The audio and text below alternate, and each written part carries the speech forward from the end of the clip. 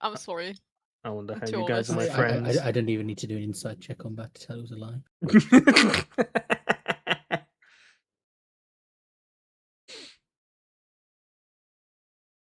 All right. Is it a lie if he told me to say it? And I just did it. It's a command. Yeah, Okay. that still counts. Everyone's ready. Let's get going. Actually, let me just make sure Jay's been told that it's time. As we are going, could you mark on the map like where we are currently, just roughly on the route? You're like halfway between the lake and Modern Sula. Oh, so pretty close actually. Yes, like you'll be able to make it within probably the first 8 hours of your travel as clouds, because that's how you make most of your progress.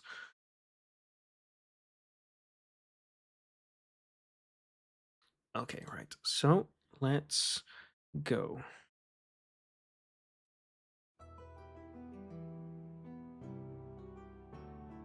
Last we left off, Wayward Wanderers were continuing their journey towards Modern Sula on their path to Anxi's home, Baystrix. Their path has seen all sorts of oddities and unusual events. Whether this is the norm for the mainland or due to the current ongoing divine situation is still unknown. The acquiring and banishing of Flesh Ripper, a hellish dog shark, has left a wound in Andros's heart that cannot be filled with any amount of mischief. And the sight of the battlefield that Baelor tried his best to mediate, but only having to leave, having achieved nothing, has really hit his psyche. The group is trying to keep their spirits high and setting their sights on the next upcoming city of Modern Sula, a city that has so far been described to them as a large and modern capital city. Who knows what this city could hold for them? Wayward Wanderers, I must remind you, every action has a consequence. So far on your mainland travels, you've been decisive, usually certain you're making the correct move. But the untold secret of life is that there is no correct move. As nightfall starts to creep in and golden light leaves the sky, showing more of the beautiful chaos happening overhead, what would you like to do?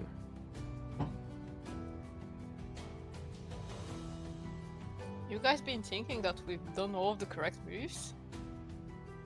Rough.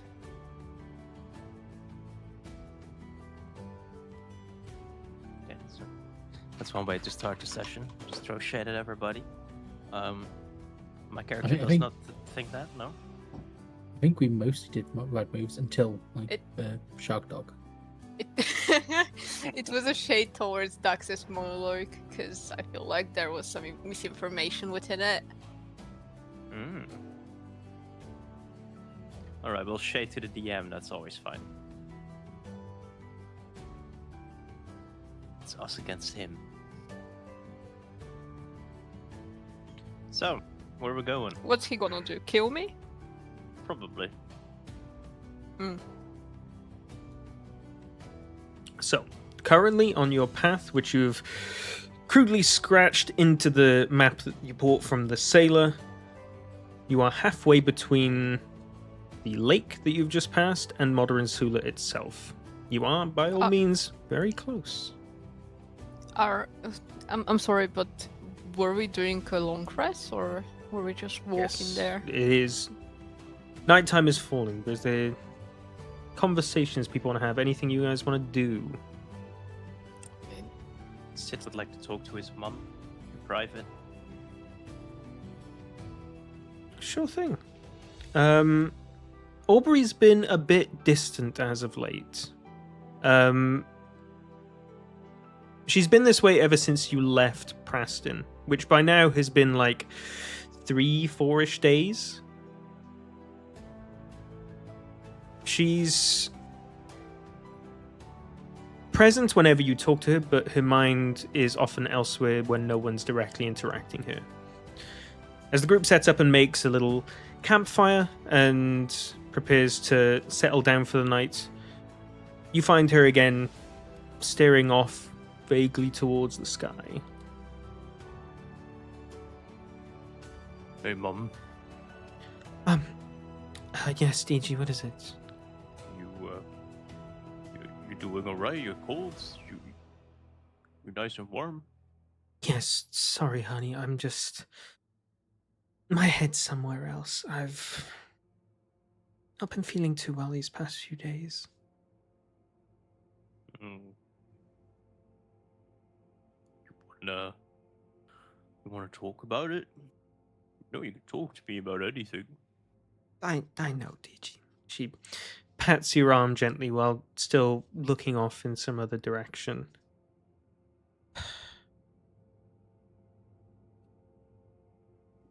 Right. Well, How's your life been, DG? What have you been okay these all years? yeah. I mean, Sister and I had great adventures together. We ate a lot of great food. We made some friends along the way. Of course, in recent times, some things happened that were a lot, but I don't know. I feel like I'm okay.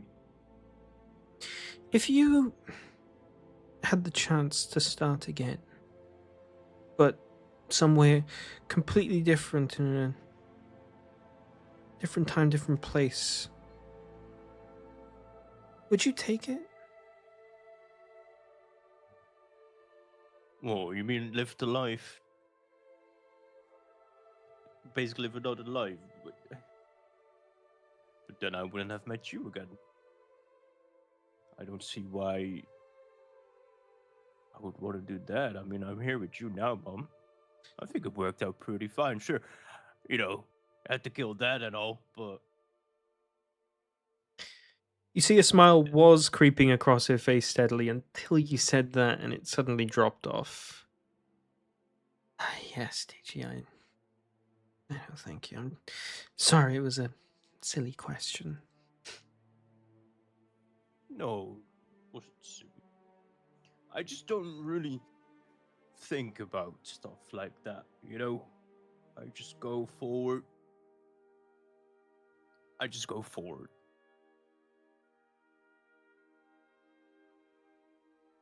I think there's some wisdom to that, DG. There is? Oh, yeah, I mean, I try, I suppose. I'm smarter than I look. You are indeed. You feel her start to withdraw from the conversation a bit.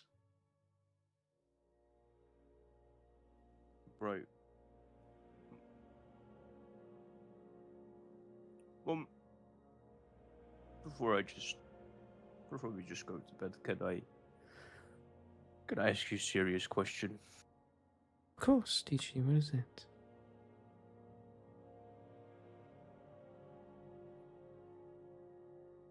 Do you think I'm a bad person for what I did to Dad? Not at all, DG. I think that your father was a very, very bad and evil person.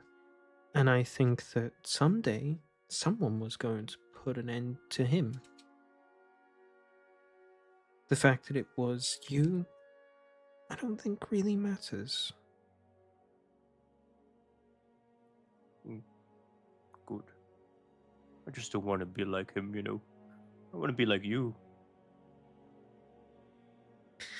I'm not really sure what I am, but thank you, DG. That means a lot. You're my mom, silly. Yeah.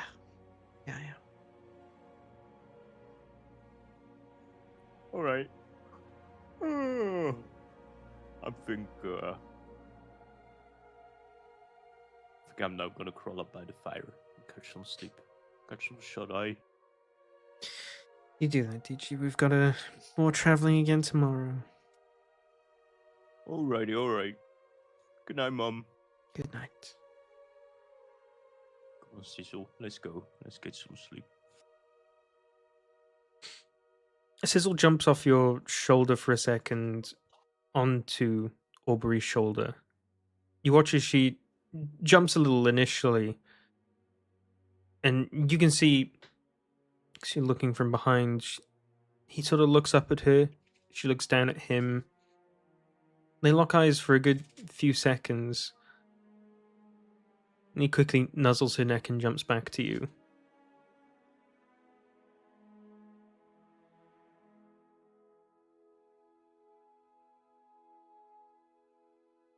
Wait, what?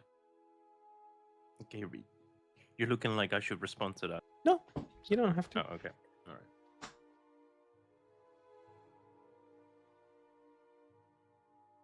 Are there any other conversations that want to happen between anyone?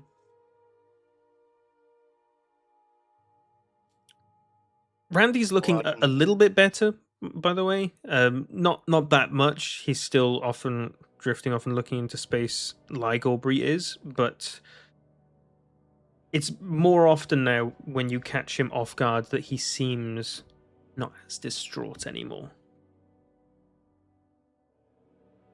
I mean, I'll probably just mention to him, like, I know we discussed this before, but if your mind keeps slipping, I do have an idea to try if you want. That might help. To try with what? Well, so I've got more bottles of that gold stuff. I'm wondering if you drink some of it, would that help? Oh. Potentially, I wouldn't feel right ingesting something that, even if it did bring me back to life, I'm not quite sure what it'll do on ingestion. Sorry, this question's taken me a little off guard. Thank you. I appreciate you looking out. I'm just sort of in my own head for the moment. Okay, well, so the offer's there. Thank you. And then I'll just get back to whittling little wooden shark dog.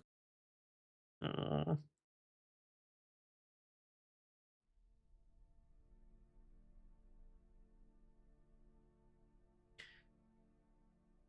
There's nothing else that you guys want to do?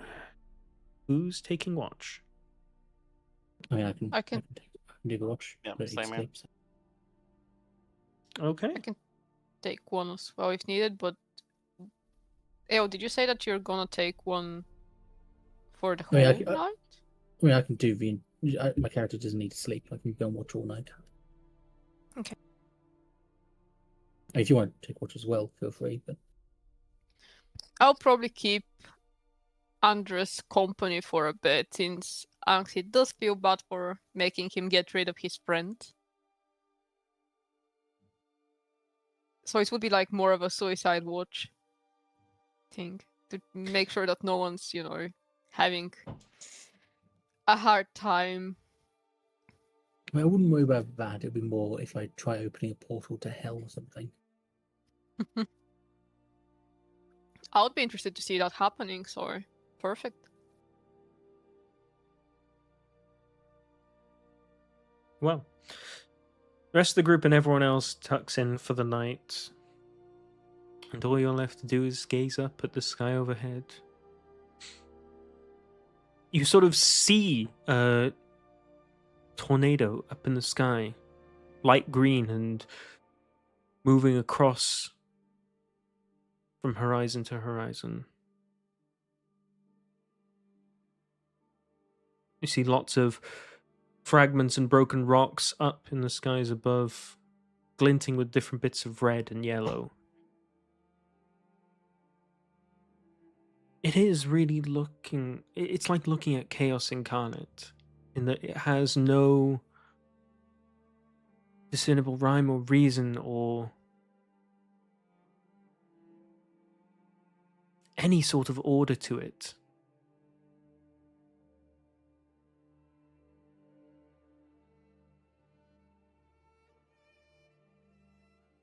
Maybe some people can find some kind of calm in that chaos, but for the most part, it just looks discordant. It's rather unsettling.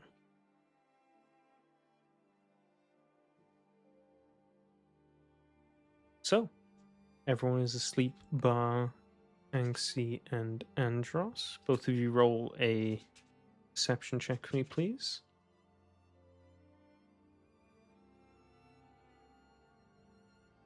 Doing it, sorry.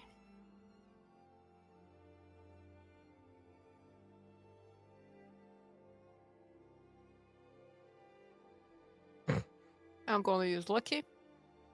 Alright. Well, Can't always be a winner. no.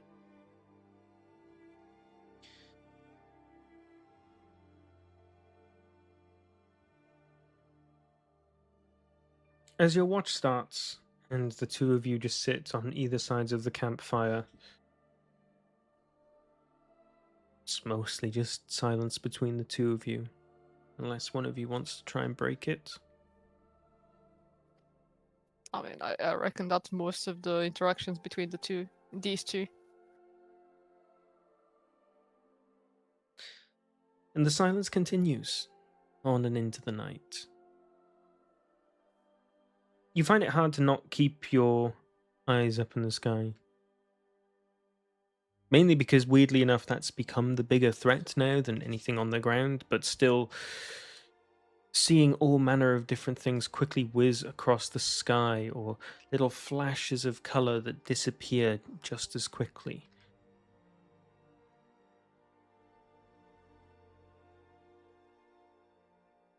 The longer you gaze up at it, the smaller you feel. The feelings of inferiority compared to whatever these things are up there tries to gradually worm into your mind, but you shake it off. You're out in some open plains for the most part. You can see quite a lot from end to end.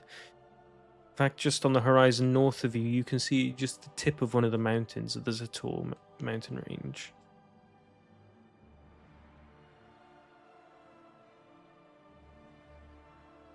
It's a peaceful night, in theory. But anytime you look overhead, that bit of peace is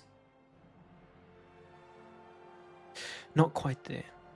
But eventually quite a few hours passes and Anxi, you're feeling rather tired. So, you head off. Torin, do you want to wake up for your shift, or do you want to just let Andros do the whole night, since he doesn't need to sleep? Yeah, I'll just stay asleep. I kind of like wake up second, think, oh yeah, then Andrews could just do it. He'll be fine. Fair enough.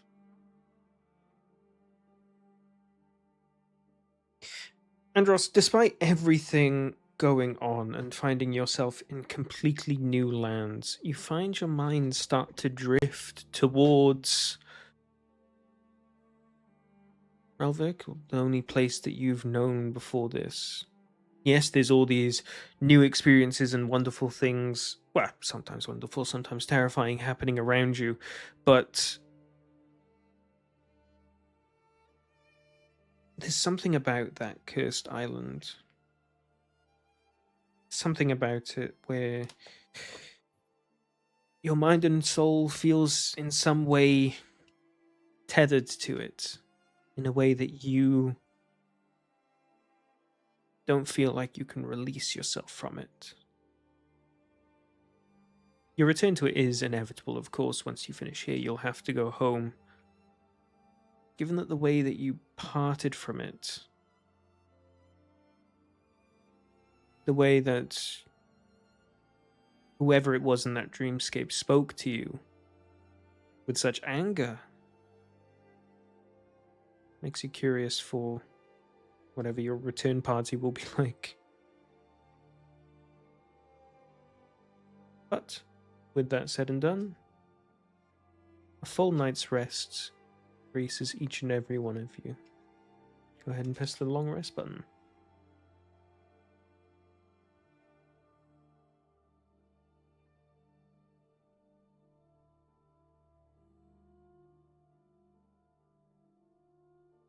dawn starts to slowly come around, and in these flat plains, it's nice and early. It's a good feeling being awake this early and seeing the light start to crest the rolling hills ahead of you. So, Word Wanderers, you're awake.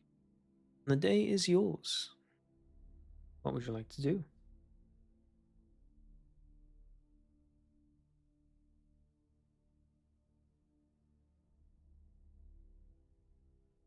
I guess have breakfast and gather together for wind walk. How far are we from the city? From what you can guesstimate from the sailor's map, given that it's not the most accurate of maps, but given how far it's taken you to travel to things so far, probably just 4 or 5 hours travel by cloud.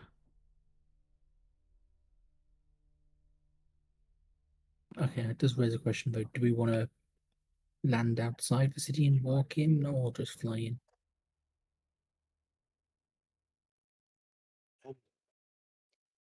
Just probably walk in like normal people, yeah? Yeah, we could also scout out the entrance and see if Normal it's well people. guarded and if they're gonna give us shit for transforming in the city.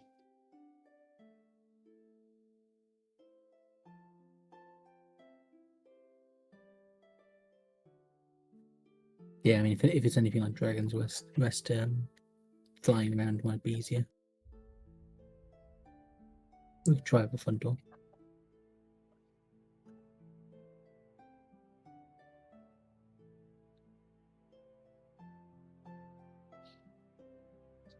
So I suppose we turn into clouds and start flying. Think so. And with that, I'll cast Windwalk. At Baelor's behest, you once again transform into Cloudian versions of yourselves. Each of you fly up into the air and head off in a... One second.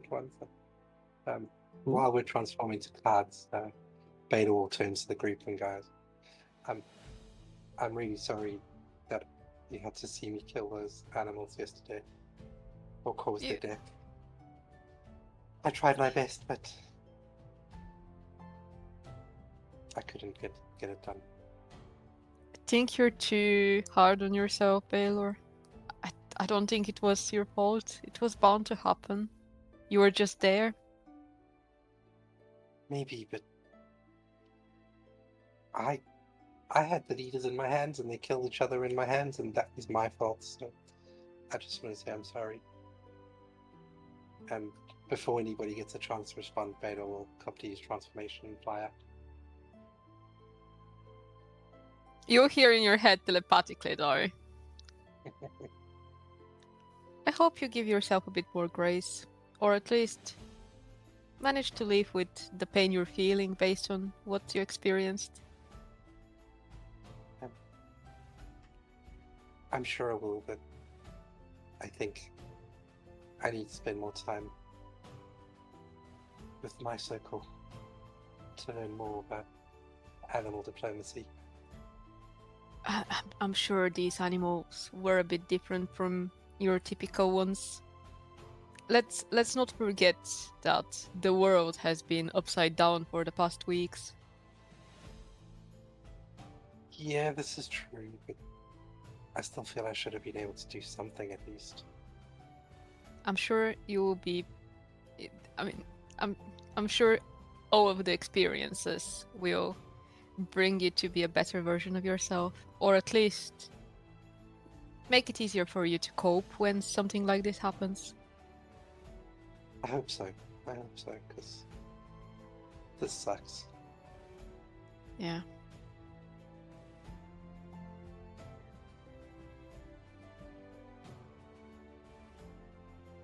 Well, We fly. off up into the air you go, traveling in a east-southeasterly direction, bound for modern Sula. Now, there isn't much that many of you know about this city. You know that the Demwell Dominion used to be rather militaristic in nature, but in recent centuries has had a lot of its territories taken from it, and the capital city switching from Ralandaran to Modern Sula. Modern Sula being a much more modern, less militaristically focused city. Past that, there isn't really much of anything that you know about it, or what to expect. But as you blitz through the sky, as the most carefree clouds, it only takes a few hours for the city to grace your horizons. Brother, none of these clouds is carefree. The first thing that you see are some tall spires of towers. And before too long, you start to see the city sprawl around it. What you can see from this distance is an incredibly large city. There is a dense urban area surrounded by a city wall, and outside of that, several boroughs and hamlets growing off in different directions from the city itself. This is a truly massive city on a scale that you guys haven't really seen before. It seems to be expanding even further. The boroughs, as far as they're stretching, don't seem to have some kind of end in sight. It's located in a wide open plains. There's a good amount of farmland that's been blotted in everywhere, and one thing that you do find is that all throughout the city and the outer boroughs, there's a lot of coalescence of nature into the buildings. Plenty of trees everywhere, lots of gardens on top of roofs, lots of public park spaces that seem to be very heavily dedicated throughout the whole city. In the central part of the city, within the city walls, you see a city that's built mostly of white and grey stone, and that most of the buildings have some sort of teal bluish tiles to them, making a lot of the city seem not necessarily uniform, but in a keeping theme. Again, still, even among all the very cold stone, there's lots and lots of greenery placed everywhere. You see other things that you've also not seen in other cities, but it's in a way sort of similar to something you've seen at Dragon's Rest. You see lots of elevated pathways across the city. And this is just within the city walls, not in the outer boroughs, which is almost entirely residential. But you see some large stone bridges stretching across different parts of the city. You see large moving objects moving across them. It's a bit of an oddity. The city is said to have been modern, but just how different is modern nowadays? For a sense of scale for you, the city will genuinely take you about 6 hours of walking from one borough to the boroughs on the other side of the city. That would take you obviously directly through the middle as well.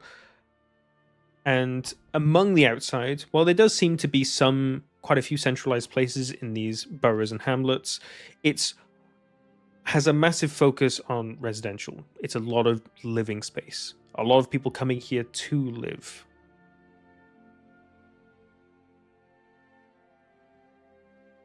So, what's the plan? I feel like we would. I mean, we are nearing the gates, right?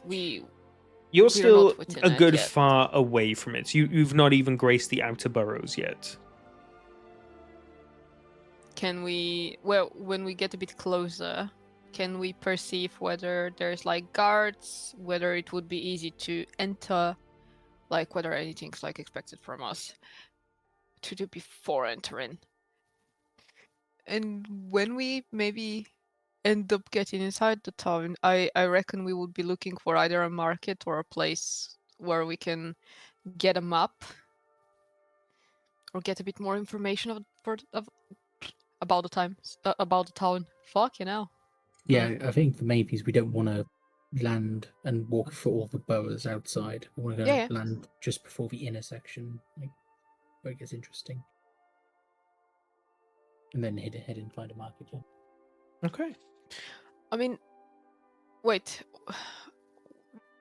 Can you repeat? Sorry. Where do you want us to land? Well, so there's like the intersection with the walls and like presumably the markets Yeah. and such inside, and there's like a lot of like building, residential areas on the outside, leading off into the distance. We can't even see the end Mhm. of. We don't really want to land and have to walk through all of that. So if we just like find an alley near the inner bit. That would make sense, and I think it's gonna be. I mean, it's probably gonna be better, especially since Dak said that it will take us at least 6 hours to get from one point to another. But I worry that there would be some kind of a prevention for people to be able to enter like that.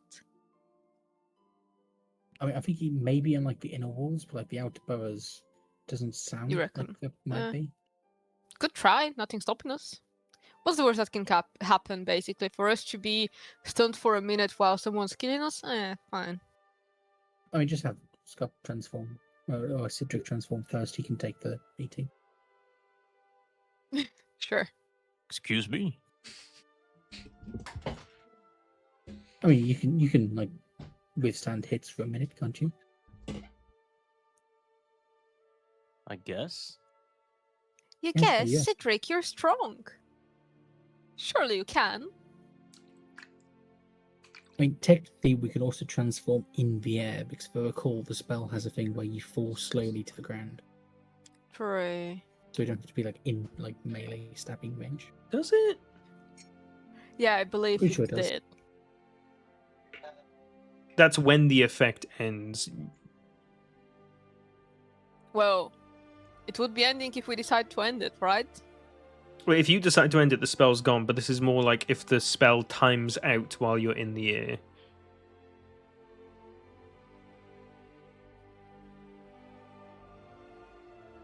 Doesn't really make sense, but sure. To end the spell, you concentrate and you're stunned for a minute and then it drops. Yeah, but his idea was while we were stunned for a minute for us to basically be free fallen because of what it's saying in the description, but sure, I guess not. Yeah, it says if a target is in cloud form and flying when the effect ends. So it's just it while you're flying and the 8 hours timeout, you feather fall down for a minute. Okay, that's fine. It's up to you. You can either play it safe or try and get a bit further in.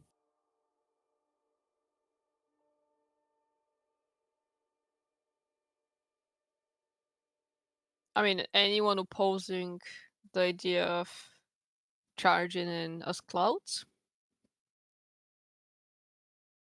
I mean, if we go down there and charging straight away, wouldn't it be pretty? I mean, it's a military-based town / city, right? I mean, if we go in there with like no kind of real plan to it, it might be dangerous. I mean, No, the city is less militaristic and more oh, it's modern. less. I thought you said more. Okay. The nation Yeah, is uh, rather Used to be. militaristic, but this Oh, it used to city be. is less militaristic and more modern. But it still is technically but it still is a military-based place, right? It's a militaristic nation, but that doesn't mean it's like an army base. Right. Okay.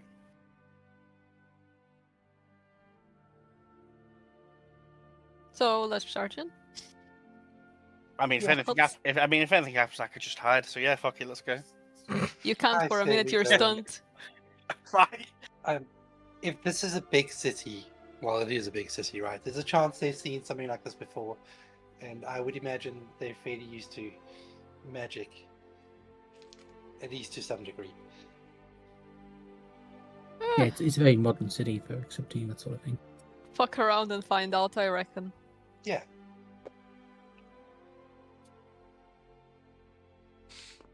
Okay. As you're flying closer and closer, discussing this in your heads while this is happening, you guys can really see just how dense the inner city looks.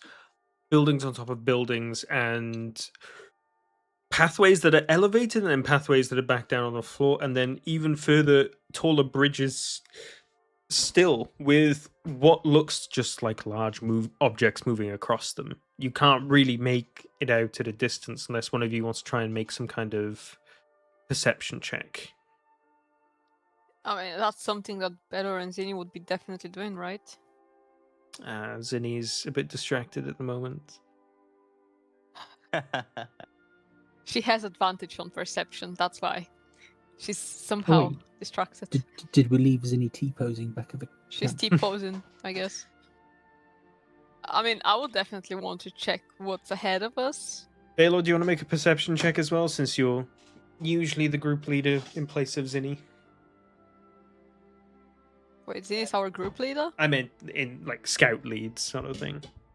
No, I like what you Yes. said. Let's keep it. I don't. Roll I a will make perception then, perception check. if you don't.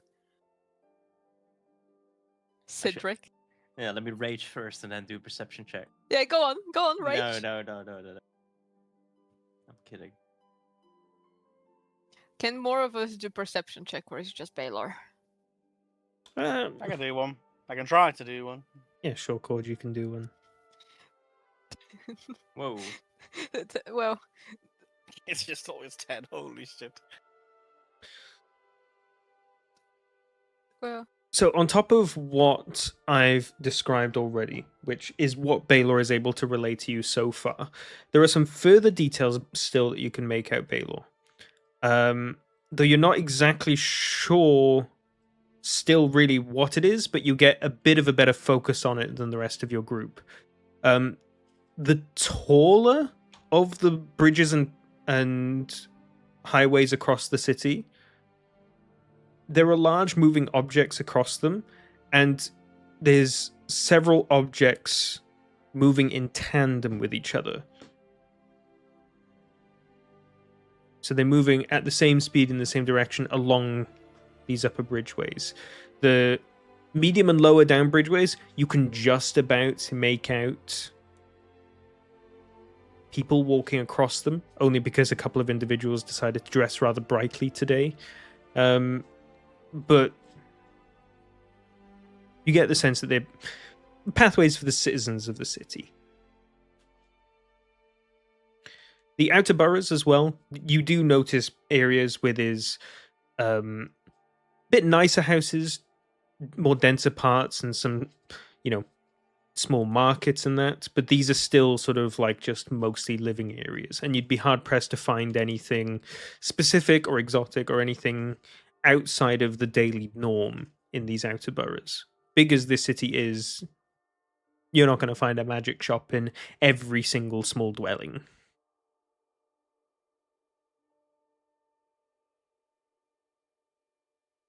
So, what's the plan? I need someone to tell me with confidence what you're doing. I see nothing, brother. Can we identify the main entrance to the main city?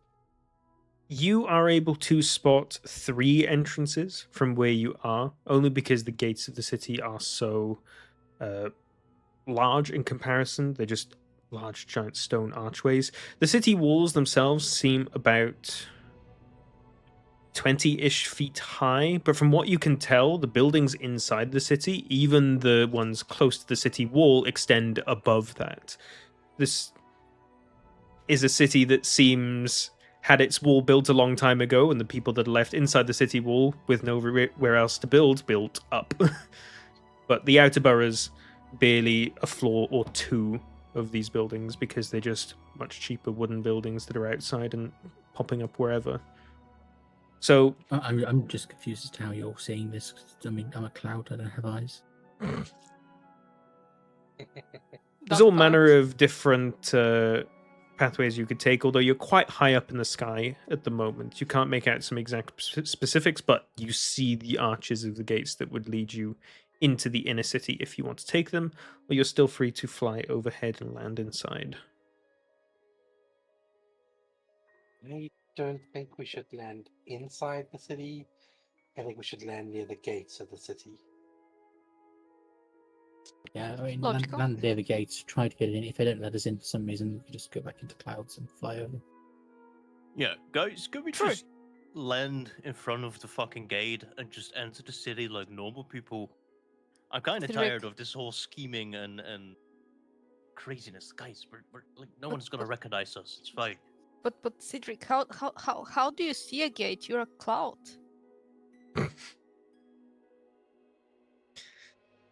I mean, Well- on that topic, how are you speaking right now? All right, so you guys fly down. Right? For fuck's sake. Also, really great questions. Earlier, like 5 minutes ago, I actually felt some rumbling in my stomach and then I farted. At least I think I did. How do you explain that? I mean, you're in a. Your consistency is, you know. I'm one big cloud. Wait, I'm one big fart already? Is that what you're saying? Yeah. Right. You're quite literally I mean, you passing said it, wind not all the me. time. I think we should look for a library in the city and maybe study this bit more. You gonna read? No! I'm gonna find a book with images. I'm actually looking forward to seeing that. Let's fucking go to the gates. So you swoop down and find. Are you transforming back publicly, or are you trying to hide in like an alleyway or something, just in I'm case? going to make it. Let's make an entrance. Let's do it right in front of the guard at the gate. Make an entrance. So You know what? Huzzah! And we wait for a minute before speaking. There's nothing weird about clouds, alright? Well, it's weird when they don't speak for a while, once they turn back to humans again. But sure, let's do it. Yeah. so I just love the idea that we're just dropping down to the entrance just to help Cedric find a book of drawings. No. No, We're no, just no, we have entering other the things city. to do. Yeah, we have other Oh, things. so- We're just fucking like normal people for once, alright? I agree. I'd agree. There is Can I nothing do- normal about landing can as I- clouds and then turning into humans. Can I do Sorry, a go on. performance check to do like a do a backflip just before I transform and then be stunned in that position? A backflip Can- in a cloud. I have a question. Can Andros even do a backflip? you can do a Is he loop. athletic like that? Your clouds. Hey, he can Well, certainly well, try. well. Yeah, but so Well- you'd be a cloud turning into a human. So like you'd finish off the backflip as you finish like becoming a human. Can you even I land? I think an acrobatics check is in order. I feel like that would make sense, yeah. I can't imagine Andros All just right, doing a Andros. backflip. I would argue it's a performance rather than acrobatics because I mean you're a cloud, Nah. you can float. Like what's the acrobatics Well, happening here? It's a physical activity getting down after, flying out of your cloud form. So, what if your feet are not sturdy we'll enough? We'll do an acrobatics then. Your legs. Well, yeah. Great. Please roll a 1. I rolled. I got 20. Oh. So, Well, as the rest of you just fly down into the main street, and with onlookers gawking at you, Andros gives several pirouettes and loops as he graciously lands a little bit after Whoa! you, and then also proceeds to stay there stunned on the ground for a minute while you all transform back. after so much physical activity, that's understandable. She should have stretched first. As you guys are transforming back, you do still have your wits about you. You can see that the guards up ahead at the city gates have been murmuring and sort of pointing in your direction. Plenty of the people walking by have...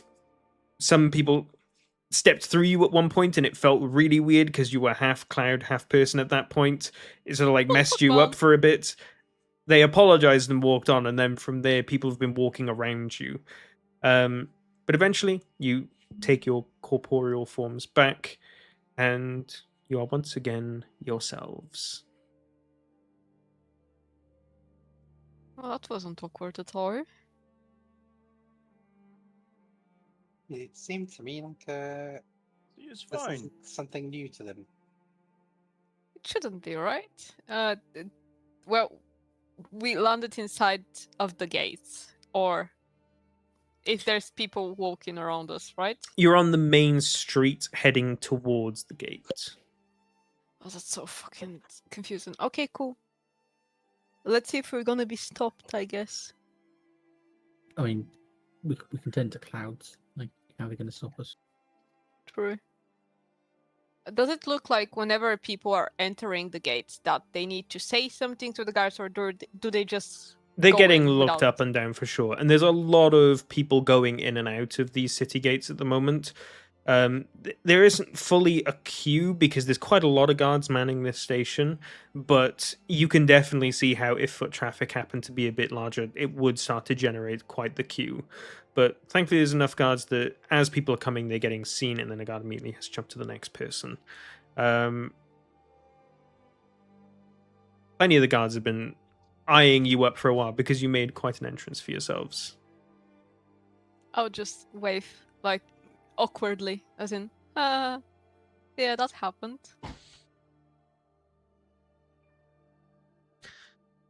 So, Shall we? you Told you it would be approach fine. the gates. You see a large stone archway.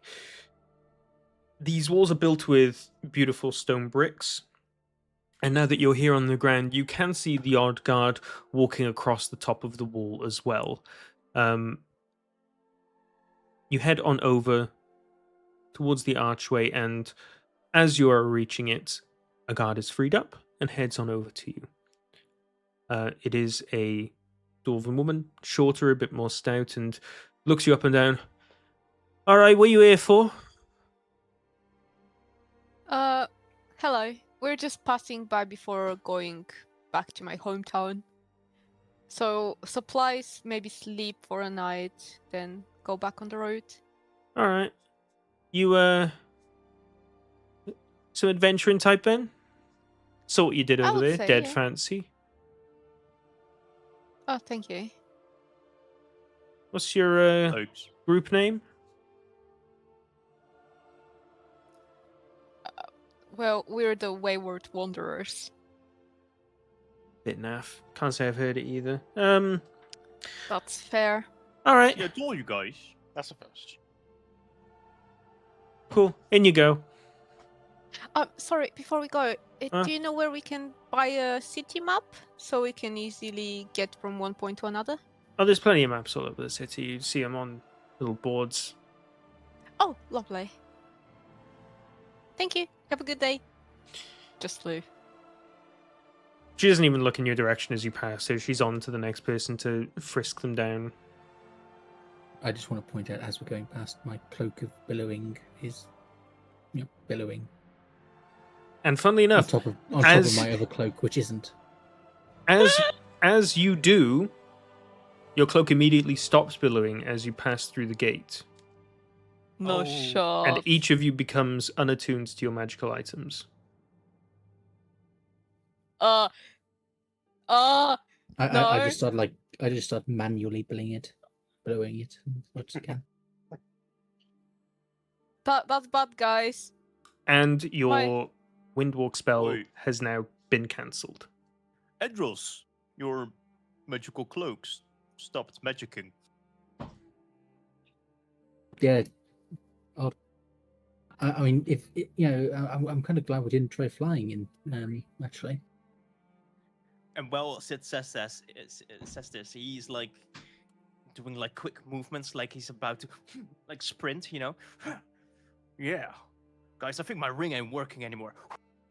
And it just quick question: Uh, how does Randy and such react to this, considering they are basically just magic?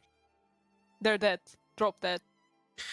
You turn around and Gasp. Randy and Aubrey walk in behind you. You watch as they walk past the same parts you did, and a little shiver comes over them. And they carry on. Any physical Oh, changes? that's probably just the AC. Oh, thank God. What'd you say, Shift? Okay. Any physical changes? Like, are their eyes still golden? They still glow just as much, but at this point they've got clothes covering up a lot of it. So thankfully, the guards probably would have been gawking if they were like the focal piece. I think you guys are walking ahead of them. You just sort of turned around and pointed out your group.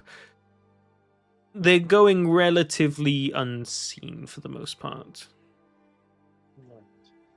And but then they do still faintly glow. one last thing I want to do before we move on, just to test. I will use Druidcraft to try and a breeze to billow Ale's cloaks. And it billows. Oh, so we Okay. can use magic. So yeah, it seems like it just stops magical effects or items. Maybe.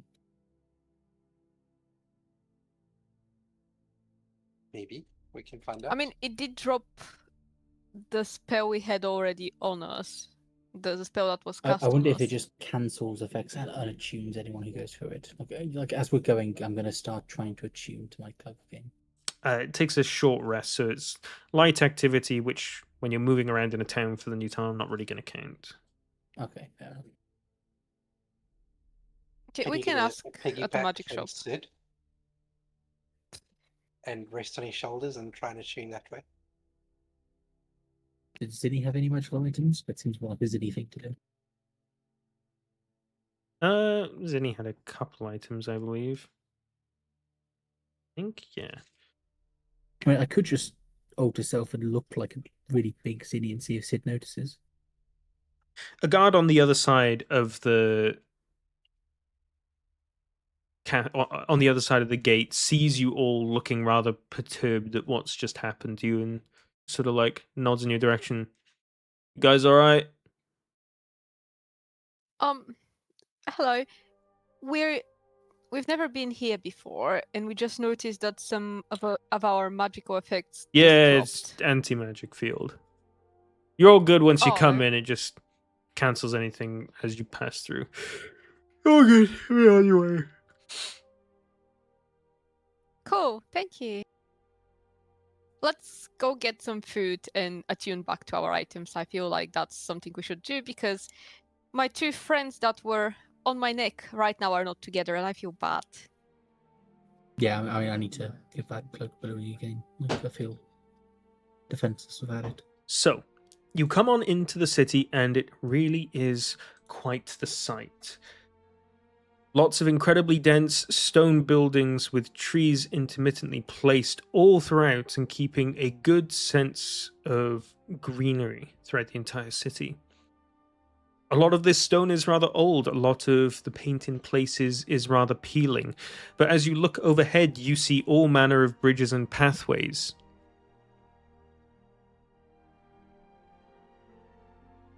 The bridge currently above you at the highest peak that's leading through the main street in the middle, you hear boom, boom, boom, boom, boom, things moving over top overhead. It's a good several hundred feet above you, but it's quite the ruckus as something on top of the bridge moves.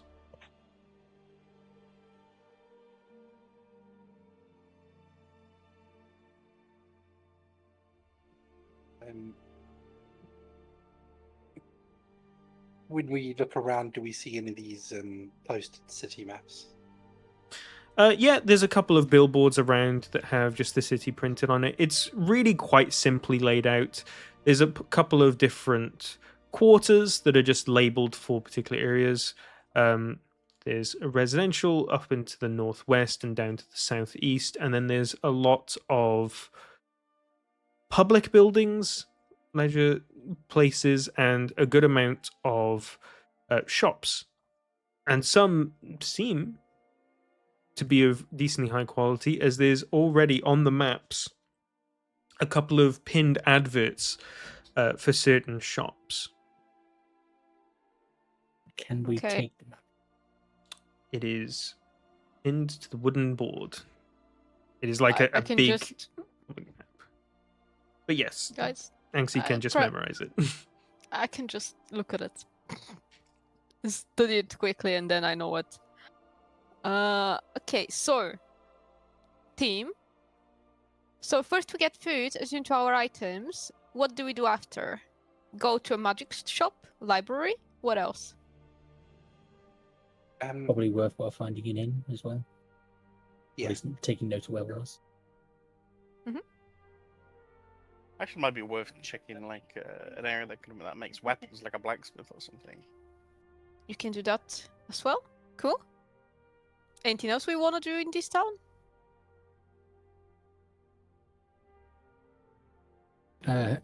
Is there like a cult headquarters marked on the map? Something we need to be aware of? And that's enough for looking at the map for you. There Let's is go to a food a place. large arcane university that's labeled. A magnificent white and gold tower is how it's painted in the north of the city, inner city. But Actually, I do have a question. So there's obviously like magic shops and like mage universities, etc. Is there anything for warlocks? Like, are warlocks a common thing on the mainland? And such? 'Cause obviously, I know they aren't on the island because they're all killed. But that's a good question. Actually, roll a history check. I hope I roll well for you. Also, guys, I heard that there is a university. I feel like Zinnia and I should go back to study. Go back to study. Do you not remember it, Dragon's Rest? Oh, I'm gonna reroll it, lucky. Oh no, I just, you know, I took that as Here like we go. we're going back to high school. Well, pretty much. Actually, you remember that warlocks are decently commonplace within mainland and just society in general, though warlocks will definitely always usually steer clear of explaining who exactly gave their powers, the terms for it, and these sorts of things, because there's a lot of assumptions that can be made that are just best avoided. Yeah, okay. Is there places he can go to as a warlock? Any magic shop should be just as accommodating to a warlock as it is a wizard or a sorcerer. Well, Andres, you're no special than a wizard or a sorcerer, so magic shop it is. However, you should probably not tell people that, well, who your patron is. I think it'd be fine because if I tell them, I'll just mispronounce the name anyway, so they wouldn't recognize it. You know what? True. To most laymen's, there's no difference between a wizard or sorcerer and a warlock. And then to the arcane inclined who would know the difference, they know it wouldn't exactly be courteous to ask. Yeah, Well, it's pretty let's go unfair eat. pretty unfair to sorcerers and wizards. Yeah, warlocks are so much better. Probably. I don't know. So, you guys start to find your way through. What you begin to notice rather quickly, because you're walking along the ground, it's not exactly grimy, but it's definitely not as well kept as some of the more elevated areas that you can see. And again, all these buildings are just built on top of each other. There's a lot of balcony gardens and a lot of roof gardens, but those are occurring a lot further up where the sunlight can properly get to those places. And you get the feel that the bottom of the city along the ground floor is definitely not getting as good of a cleaning service as the rest of it. So what you're saying is, if we want to go to places that are a bit better in quality, we should go up. The people down here seem perfectly respectable, but the higher quality and more refined society is definitely a couple floors up. I'm asking about the shops. I don't really care about the people. The map didn't really do a good job of telling you beforehand which level each shop was going to be on, but you know if you head in that direction, you can look up and down the stack and you'll see where it is. There's very often stairs leading up and down to the other floors anyway, so it's a lot of sort of easy transport between them. And with the bridges overhead as well, you get the feeling that transport across the city seems to be all really rather easy. As you've been walking down this main street a bit again, by the way, you hear over your head coming in the other direction another boom, boom, boom, boom, boom. Hmm. If I try to study it, can I try and figure out what this thing is? Because Anxi probably doesn't know what a train is. You can certainly make an intelligence check. Wow. Do we see? And Do I'm we see gonna the use trains? lucky. Currently, the train is directly overhead of you, so you can't really see it at the moment. You're just sort of hearing it on top of you. The fuck is that That's- noise? Gonna tell you in a second. You're gonna tell me in a second. I rolled for it. Anxi, you've never seen these things before, but taking a gander round, and from what you gathered on the map as well, there was a further advert as well for a ride on something called a train.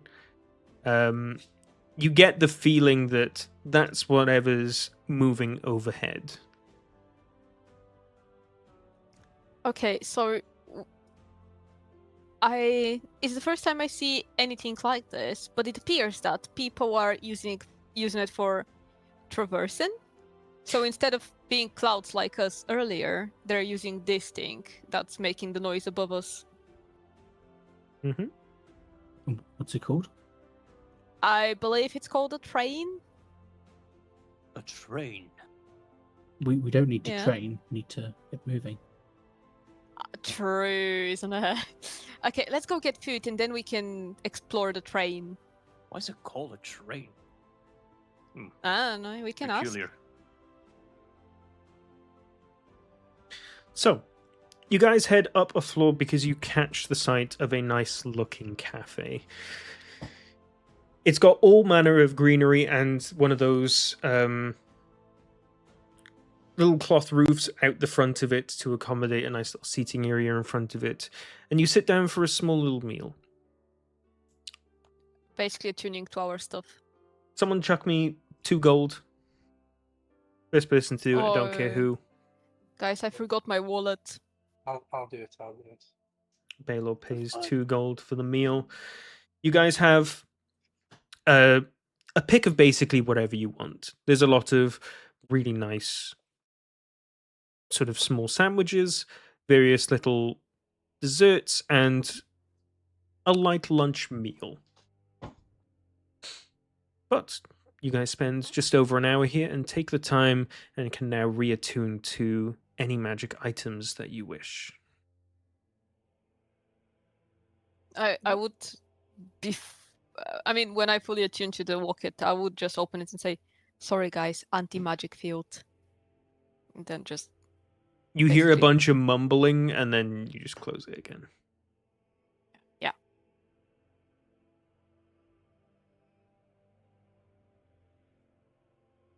Oh, alright. Well, at least the food is here. It's pretty decent here. Right, Dex, is it? It's pretty decent. Oh, it's actually of a really nice quality, and it's a level that you've never seen before, Sid, because it's whenever you've had food, it's just been food. It's been a bunch of ingredients that have been cooked together and just placed in front of you. But there's been a good level of refinement, a good amount of care that's been given specifically to the presentation. So all these sandwiches are cut with perfectly straight corners and edges, something that you've just seen a piece of bread that's had stuff in it. But these are just very sort of just refined. You know, it's really crazy is that I think, right, and, you know, just tell me if I'm crazy for saying this, but when food looks nicer, I think it tastes better. I can't agree. Oh, okay. You don't like it when your food looks nice? It's fine. It looks. I guess it's nice to look at it, but my favorite food is literally stew, so can't really make it look that nice, can you? I bet in this city they have some very nice looking stew. I'll tell you if it's yummier. Alright. But guys, shall we split up, I guess? I mean, Yeah.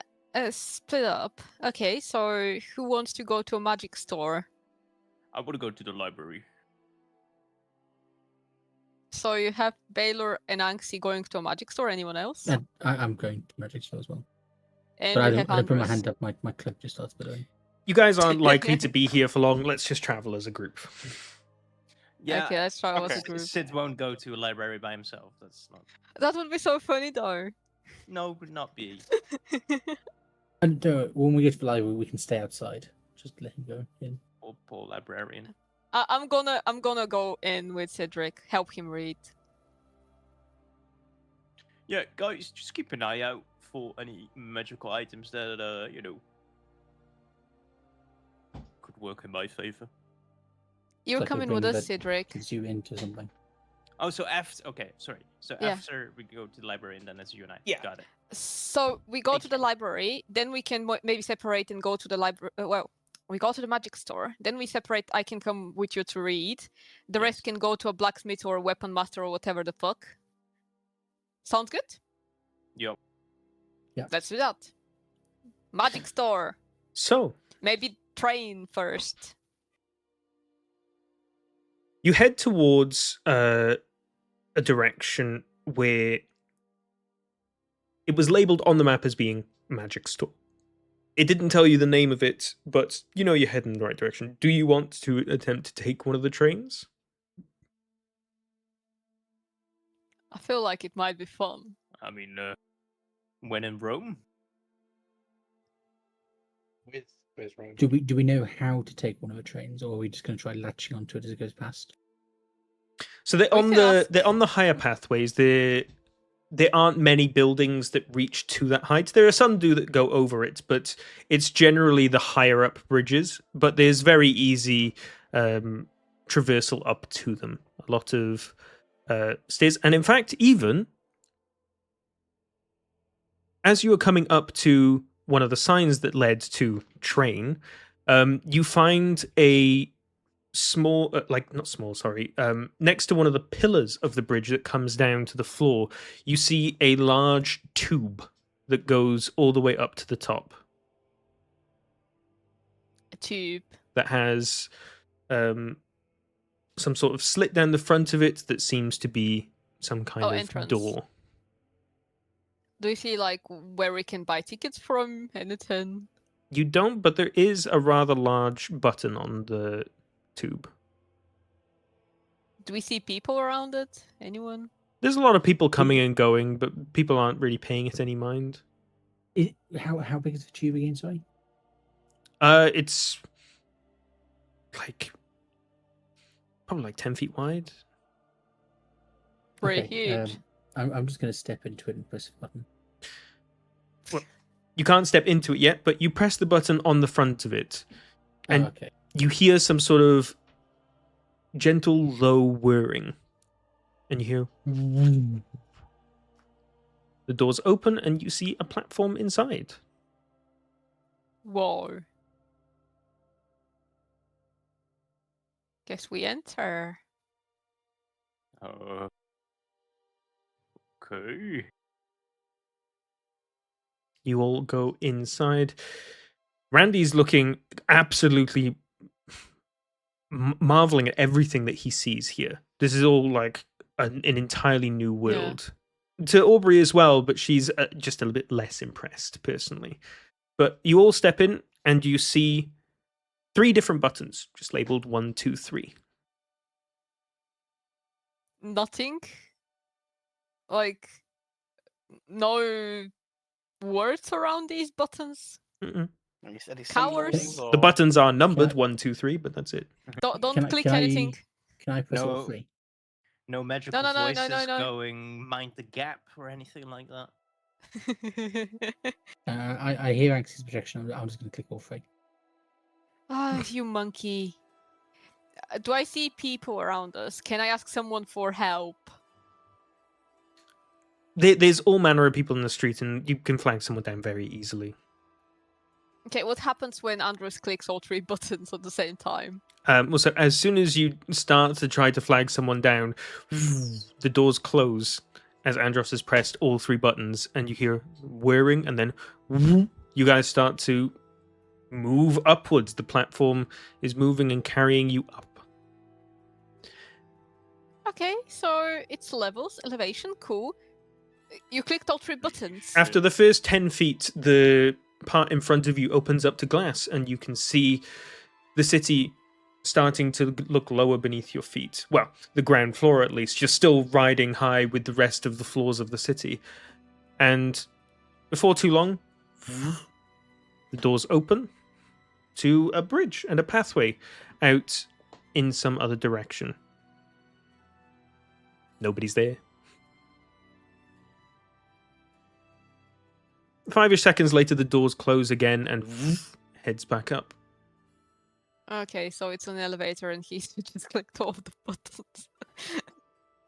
This is a interesting kind of magic. I've never seen anything like this before.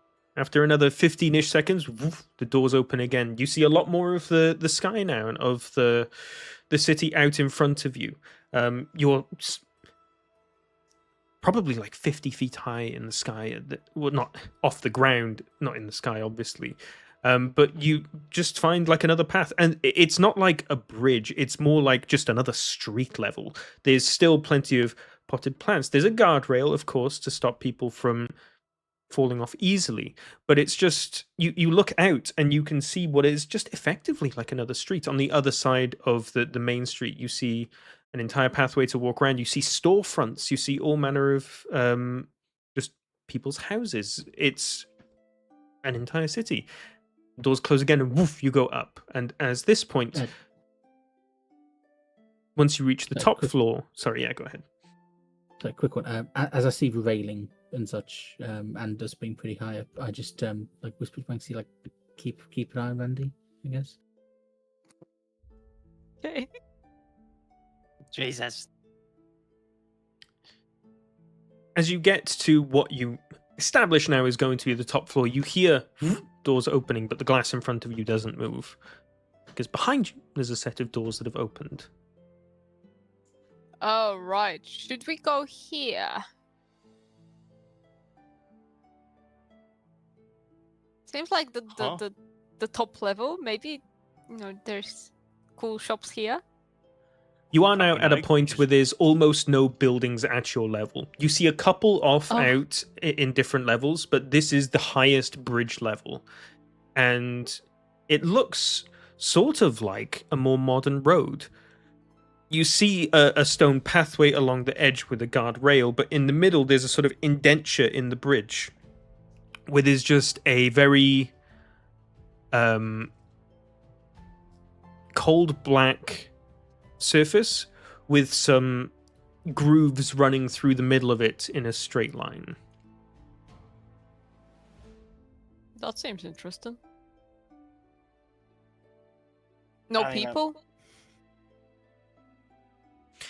There is actually 3 people up here. You see that there's a little designated waiting area, just a small covering, and there's some people minding their business just stood around. Okay, so I'm having difficulties following. Does it look like we are on a ramp waiting for a train, or does it look like that was sort of our way up and we can now go and observe the area? You are now on the bridge where the train is passing by. You're currently on the platform of the train. Got it. So the moment I see a stranger we can speak to, I'll try and speak to them. Do they seem approachable? Yeah, they're sort of like minding their own Okay. business, but they're like, easily approachable. Hello. Yes? Sorry to bother you. We've not been here before, and we are trying to take the train to find a magic store. Is this level here the appropriate place to find this store? And I show him. Well, can't show him on the map, but do I Oh, remember the name yeah. of the No store? worries. I know where the store is. Yeah, no, you'll just have to. You buy the tickets there, and they just point over to a little sort of like metal stand that's coming out of the ground that just has a little coin slot on it. Lovely. That'll be 2 silver, and it will just take you to whatever station you want. But you'll need to get off at the central station, then head up northeast if you're going to the store. Central, then northeast. Gotcha. Thank you so much. And if we want to go to the library, I guess there was. I would have looked at the map for a library in particular. Library's off out west somewhere. Same level. Well, this place can take you anywhere in the city, or at least close enough to it. So once you get on the train, you can get off wherever, as long as it's the same train, and then just walk down to wherever you need to go. Fascinating. Okay, that's been very helpful. Thank you so much, sir. Guys, get tickets. It's 2 silver a pop. Everyone pay 2 silver.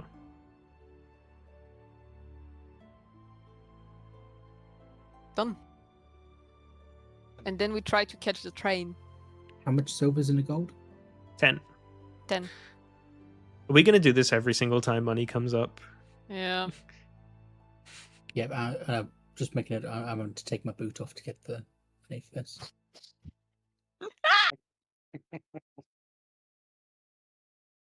So, each of you pay 2 silver, and the little stand spits out a bit of paper at you. You take it, and it just says admission for 1 on it.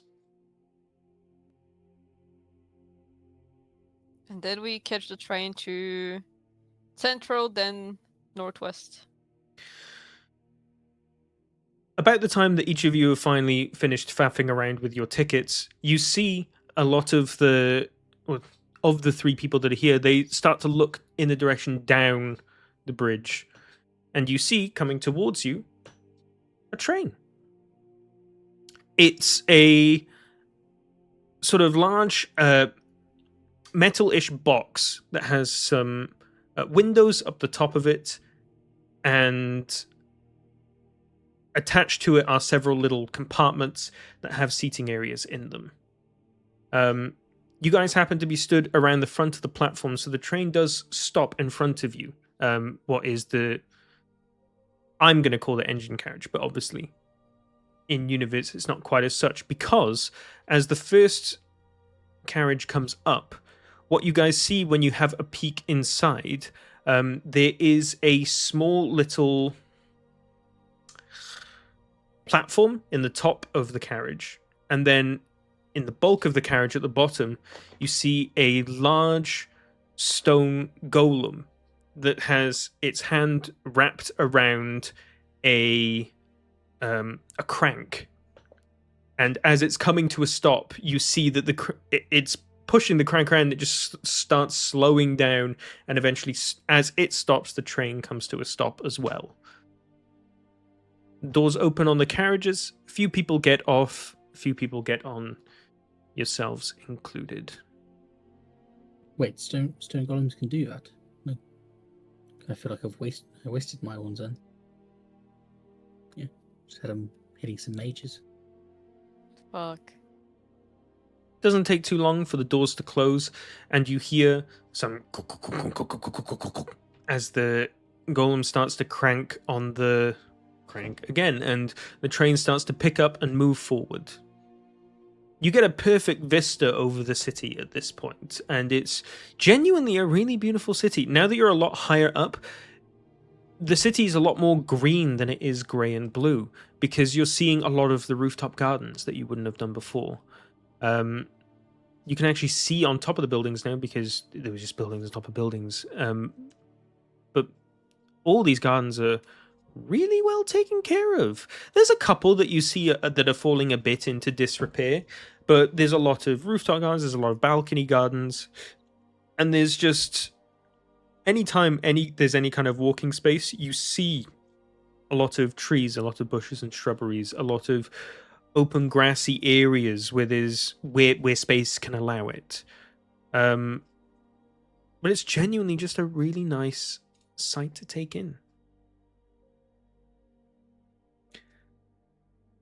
Looking further ahead towards the center of the city, there's a sort of very large, not exactly like a castle, but sort of like tower/building complex, which is right in the center of the city. Now, this goes quite a bit higher than the bridge level that you're on, and is by far the tallest thing in the city, going what is several floors above even where you currently are height-wise. But that's the direction in which your train is currently heading. The train stops a couple times and people get off and on, but eventually the train comes to a stop in a central area. As you get off, you see all manner of hustle and bustle and people. It basically just looks like a giant octagon, but with a train coming in on each side of said octagon. And there's a large central staircase in the middle that spirals down.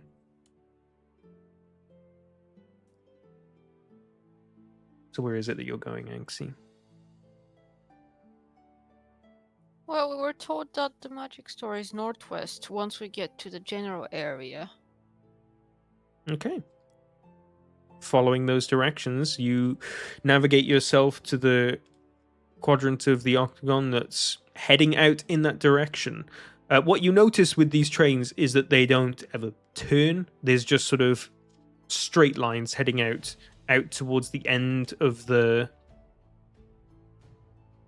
outer of the city and then heading back in.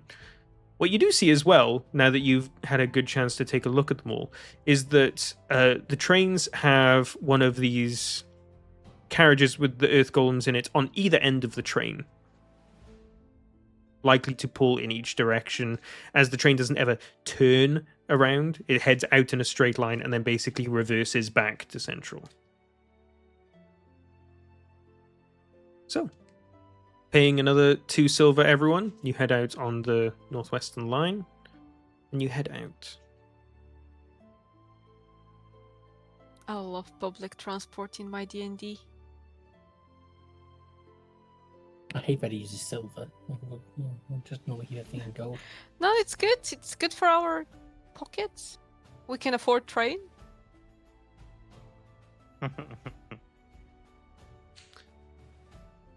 It only takes you 2 stops, but you get off at the section that Anxie is best able to understand is closest to where the magic store is going to be, having memorized the city. Sure. So, you once again have a big tube in front of you. As you step in, which button are you pressing? I feel Gordon. like you monkey. I I mean, feel it like worked Go last so time. three. away, I can like restrain Andrews from pressing any of the further buttons. Yeah, I feel like we need to get to the top level, so maybe number 3. There's actually 4 buttons on this one, Oh, brother. but the top one is going to be the one that you're currently on, so you go one beneath that. Okay. So number 3.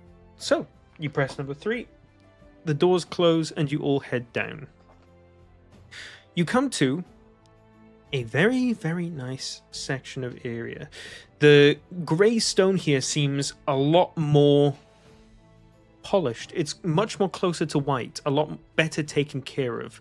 You're in an incredibly fancy part of the city. And it doesn't take you too long before you head out and see what is almost definitely the magic store that you've been looking for. It has a large sign out front that sticks out into the street.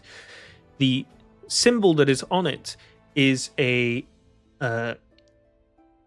horse's head on a side profile with a wing behind it.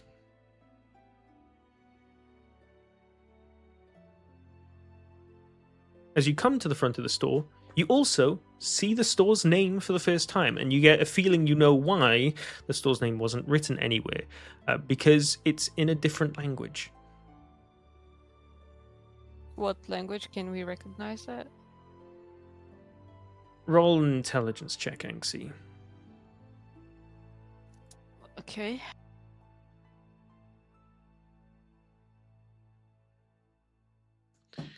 Decent.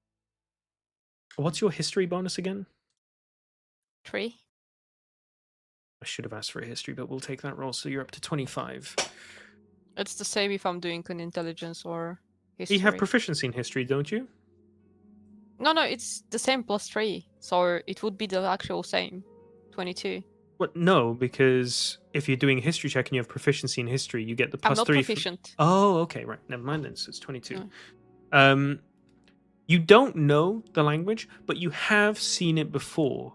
You saw it when you were in Tepelin on Shakaran with Carnellon. You saw this language around. It wasn't the main language being used, but you at least saw it there. At this point, Beidou steps forward. Let me take a look and see if I can figure it out. Please do! And let me know what the language is, because I'm kind of curious. I'm actually gonna ask inside. Okay.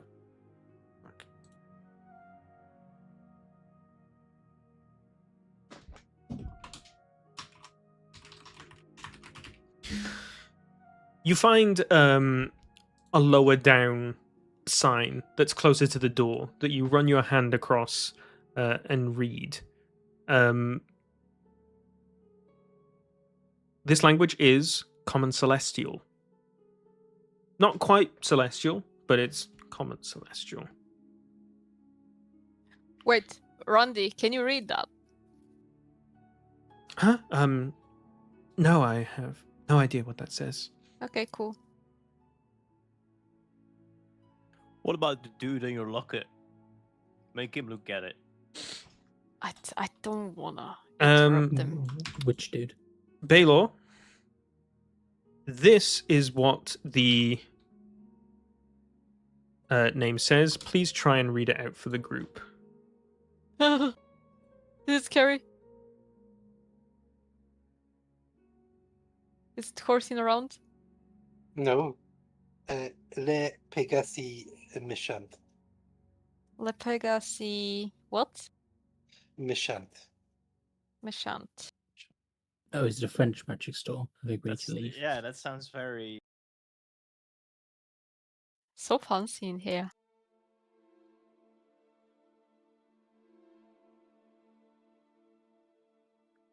What is it like? What, like the bat flying horse or some shit? It's something flying horse, yeah. It's horse, but what's Meshant? Mishant's bad. The Horse? bat horse? The bat flying horse? Wait, you said that. I Well. said that.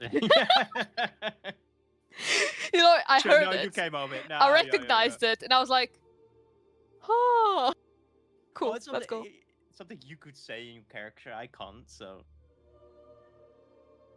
just spin it that way. I wasn't saying anything in character, I was just communicating with my friend Scott.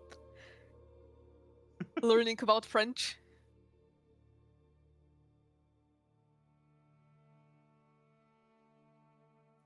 Do we enter then?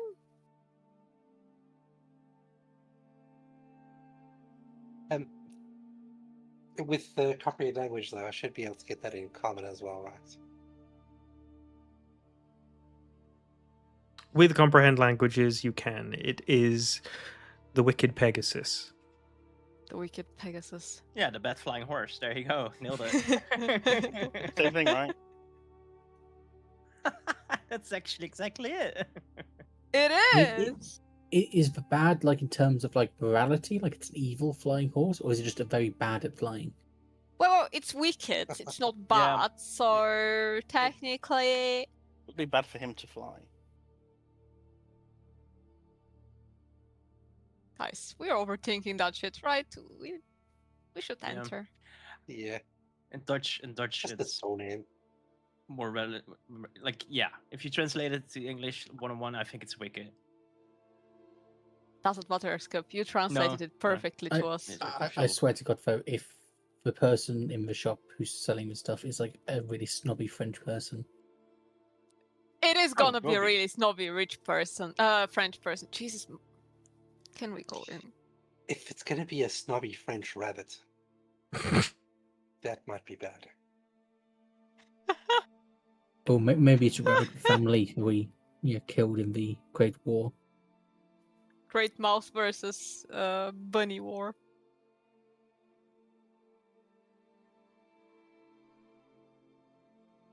Oh yeah, And- should we alright. head inside then? I'll Yes. open the door.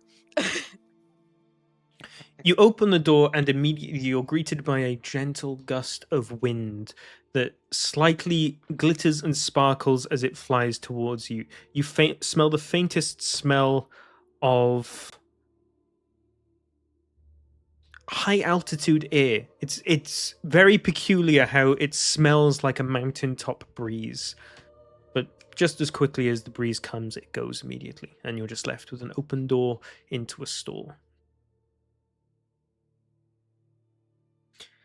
Cedric, Yes. can you Why, maybe which way? try to... Well, because that's in your head, by the way. Why are you whispering in my head? I didn't want to scare you. Okay. Anyway, could you try to sense whether there's any evil spirits here or anything funky? Wait. Whoa. You think there's some funky shit going on here? You never know with Celestials. Alright, you see a very pensive, kind of constipated look on Sid's face while he tries his best to sense anything around him that's wicked or evil. He doesn't quite understand or know what or how he does it, but he just knows if he concentrates hard enough, he can sense things like this. So that's You go what ahead he's and doing. ping the spell into chat for me, please. It Do I- senses do I need to- demons, fae, stuff like Do I that. need to like step away to not interfere? If you notice it, you might just be thinking he's holding in a fart or something. Valid. Maybe it could be that fuck could be the smell of a mountain. You never know. I mean, knowing Sid is probably both. Wait 1 second, where is it? Should be a feat, right? Maybe sense good and evil. It should be still in the something like spells that. section. Or maybe spells, yeah. Well, I have protection from evil and good, and then You don't have sense. and I've detect magic. Why don't I see this? What's the paladin shit called? Like, wait. Yeah, I swear I had something like that. Or do you have some kind of aura for it, maybe? It should be. It's just Divine sense. You should have that. oh, that's what I have. That yeah, that's what it's called. Divine. You Do I can know? sense the location of any celestial fiend or undead within 60 feet of you. I have divine favor. I swear I had something like that. I'm so fucking confused. I used it before. Yeah, that's why I said it, but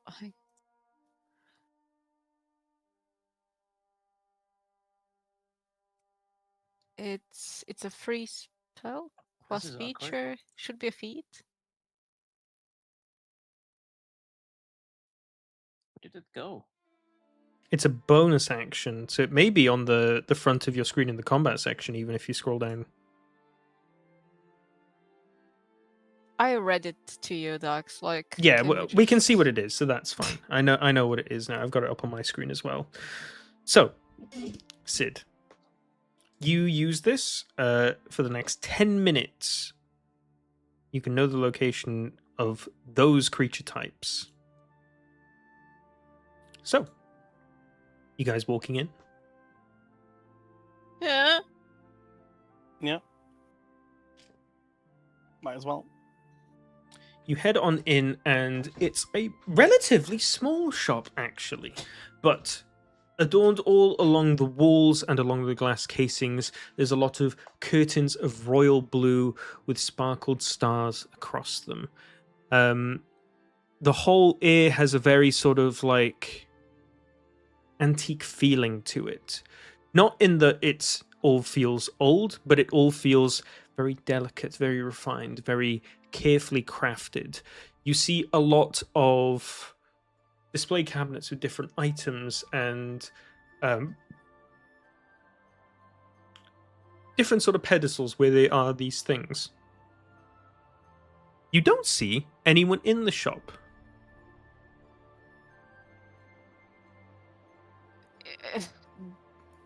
If I use detect thoughts, can I sense the thoughts of anyone?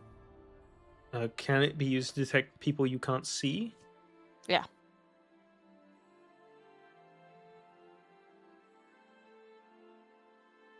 Does it give you their location? Well, sense thoughts. You sense all the presence of thoughts within 30 feet of you that belong to a creature you know that know languages or are telepathic. You don't read the thoughts, but you know that a thinking creature is present. You hear the thoughts of someone humming to themselves.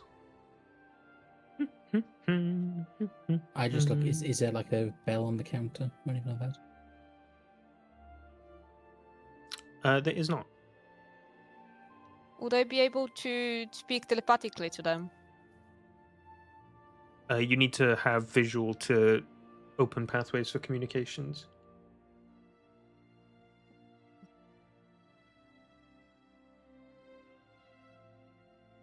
I guess I'll just say, hello, is anyone there?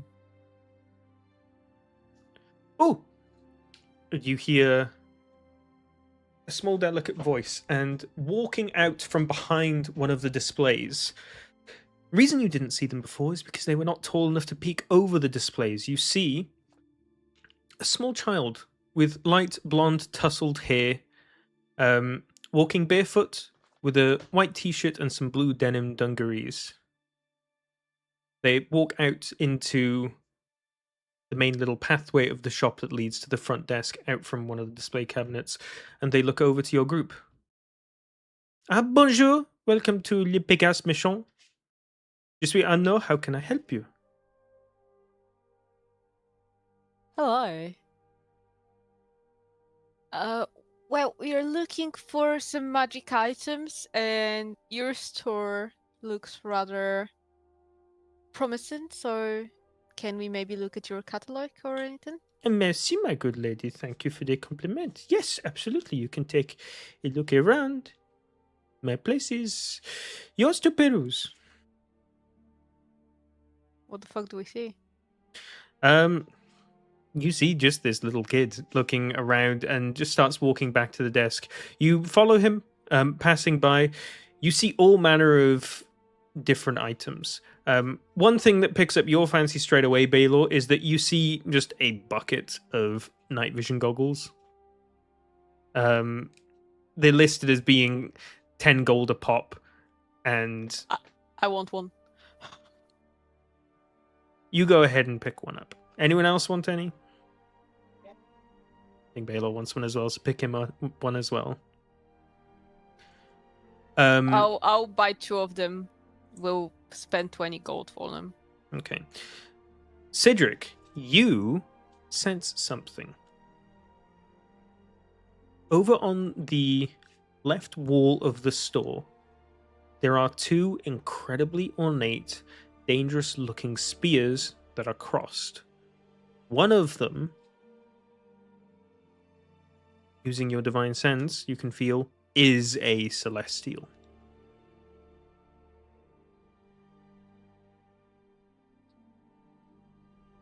One of the spears is a celestial. Yes. So,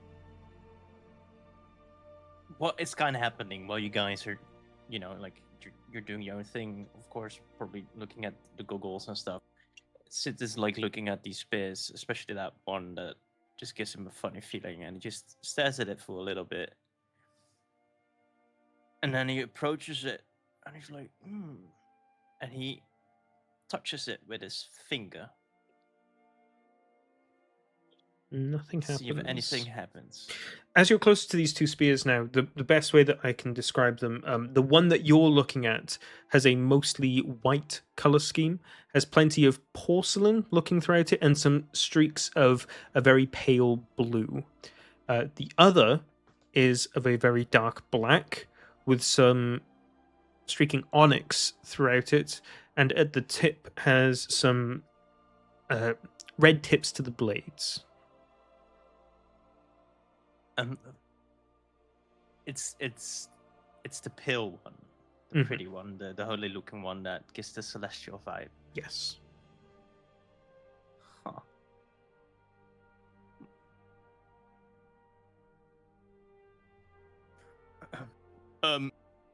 Excuse me, young boy. Young boy. Yes, sir. Right. Are these spears? Well, particularly this the beautiful one, the lighter variant. Are they for sale? Yes, they are both for sale. They do need to be purchased as a set, but absolutely they are for sale. Everything is this stuff is for sale. These are some magnificent spears. I'm glad they've taken your attention. They are the transformed vestiges of two warring opposing forces. One was previously an angel, the other a demon. Really? Mm-hmm. Huh. Interesting. Yeah, it's particularly the one that's this one. Just gives me a great vibe. I have something with holy creatures myself a little bit lately. Keep coming across them, you know. Mm. In my dreams. But Hey guys, what do you think? Could you see me like swinging around one of these? Well, or I guess stabbing, You'd look so cool. right? I don't know about you having a demon spear though. It's a demon. Oh, Dangerous. You could have that one. I just want this one. Look how shiny this one is. Look. Young boy, do you mind if I hold it for a little bit? Yes, you may. No problem. I really insist they do have to be purchased together, and it is imperative that they are kept together. It is okay if one wields one and another wields the other, but please do not separate them if you are able. Why's that? They prefer to be together. Well, Oh, that sounds really ominous almost. what happens if they're not together? I am not exactly certain, but I would not want to untransform them to ask. Sit in the Does it seem like he's lying? Sorry. A bit Yeah, similar just to so- the locket that we have. Just so you know, Sid is, he starts grabbing for the light variant while this conversation is happening. I was gonna Go say, on. it sounds like a locket situation. Yeah, that's what I said. Could be the same kind of magic or something, you know? Wonder which god they're pissed off to get turned into a spear.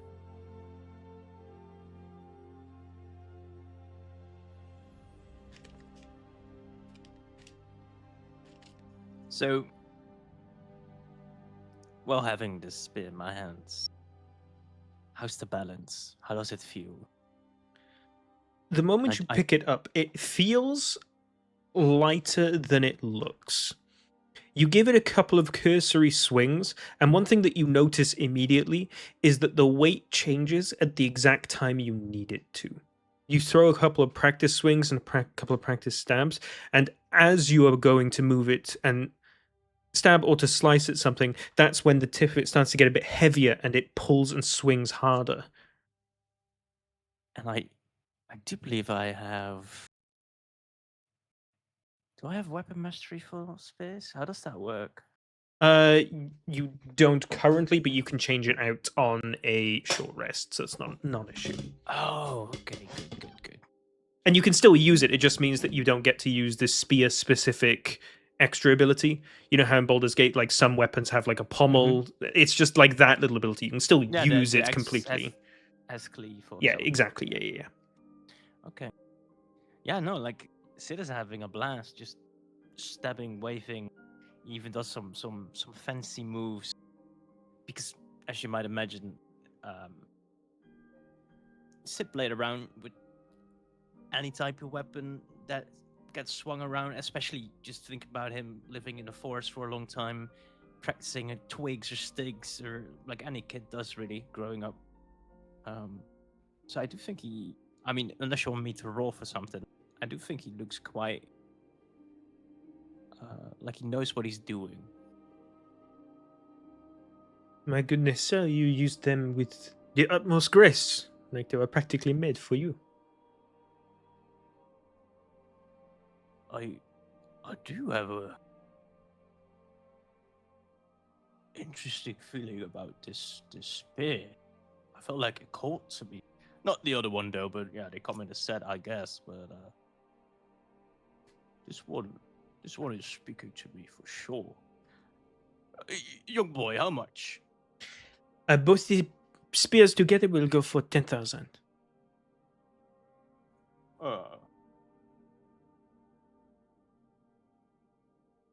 Guys, do I have that? I think I do. How much plat is that? 100? It'd be Yeah. 1,000 plats. Yeah. 1,000 plat. Yep. It's a lot. God, that's so annoying. Like you see this amazing item in a video game, and you're like, yeah, and then you look at the price, you're like, oh no. All right, cool. I mean, how much do you have? According to this, I mean, I never update this though, but I have 104 plat. I Okay. think Sure they they have took more. I think they took most of your money to buy a bunch of the upgrades for the mansion when it needed to be like repaired and everything. So I think you're the one with like the least gold. It was you and Zinni, I think, mostly paid for it. Let me check how much money Zinni has. Well, that's a shame. Yeah, but that was before the arena. After the arena, we got paid bank. You All of us. did? What the fuck? Wait, you gave a fuck ton of money to Andros recently. Who, me? I think you did. Right? That was did? before. Oh, that was a while ago. Oh, okay, I never mind. recall. No, he might have bought something, or he never added his money. Both. Listen, it's not in character for me to keep track of my money, okay? I wonder if Jay can remember, because like it may be a chance that you just didn't add the money to yourself. But I wonder if Jay can remember if you spent a lot of money at some point since the arena fight. I just don't think so. No, I just remember because I don't remember spending on the house. I think Cindy did that. What I do remember Yeah. is spending money on the Ring of Cat Swiftness. Oh thing yes, I okay, that spent would money have on. been expensive. Yeah. But I think was that before or after the arena fight? I feel like it was before. It was before. Holy shit. No, it was after. It was when you got to the mainland because he bought the stock of the guy there because you didn't buy it while it was in the shop on the island. No. Yep. What? We didn't find him after the island. Like No, you we didn't find made him. The guy, the shop in Port Ceramis bought the stock from that guy very cheap because he couldn't sell his stuff because his shop was closing up, and he, because of could how be. you tortured him, he gave up his shop. I didn't torture The anyone. group collectively. I didn't do anything. I just asked whether an item was cursed. That's all. Technically, it was.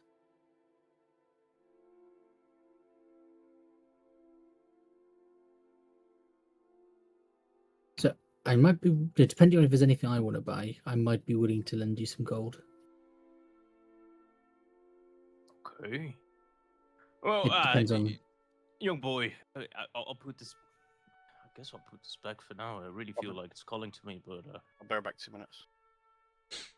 This I piece will has have to been give here him for a 9,000. while. It may be still here when you return, but you cannot always wait for everything. but guys, I really want the spear. I said I'll have a look Mm. around, and if there's nothing I want, I can lend you a good portion of it. Obviously, we'll probably get other people lend as well. Sid, Yeah. why did you ask him for an adventurer's discount? What? You can do that?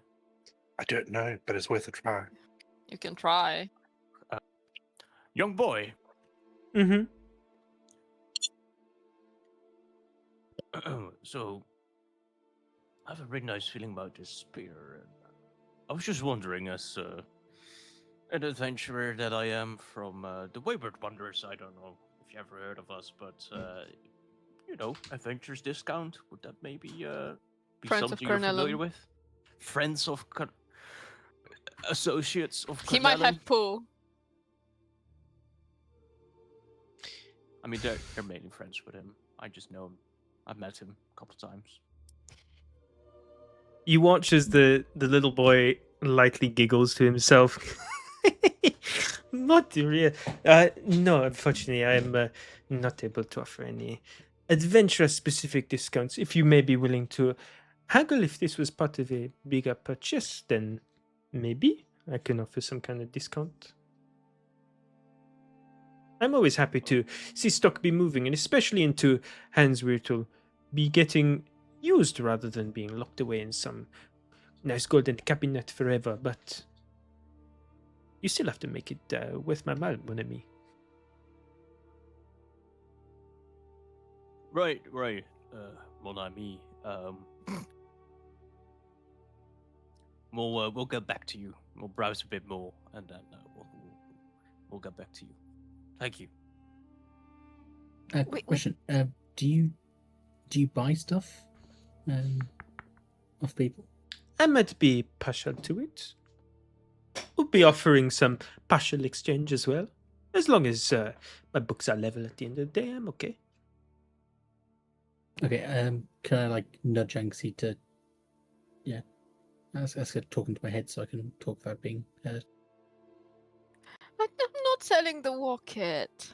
No. I was gonna suggest. Can I sell this like a vial of like this golden like element that's never been on this planet before? No. See, this is why I'm asking beforehand. Andres, no one should know that this shit exists, so no. I mean, there's literally a lake of it.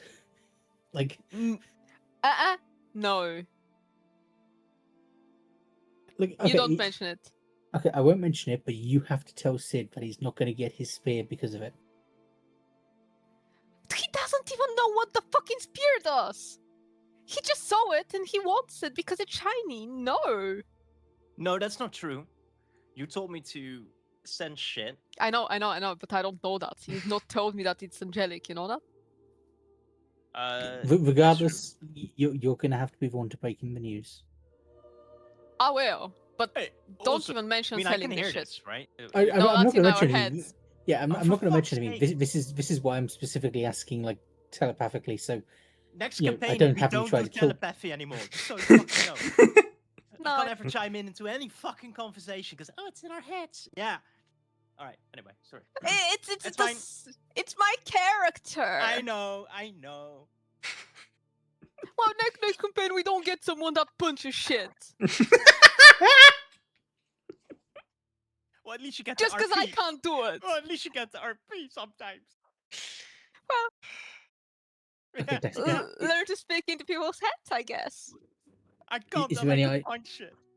is there any items I'm And not I can't interested punch in? people. Sorry. Is there any items that you are interested in?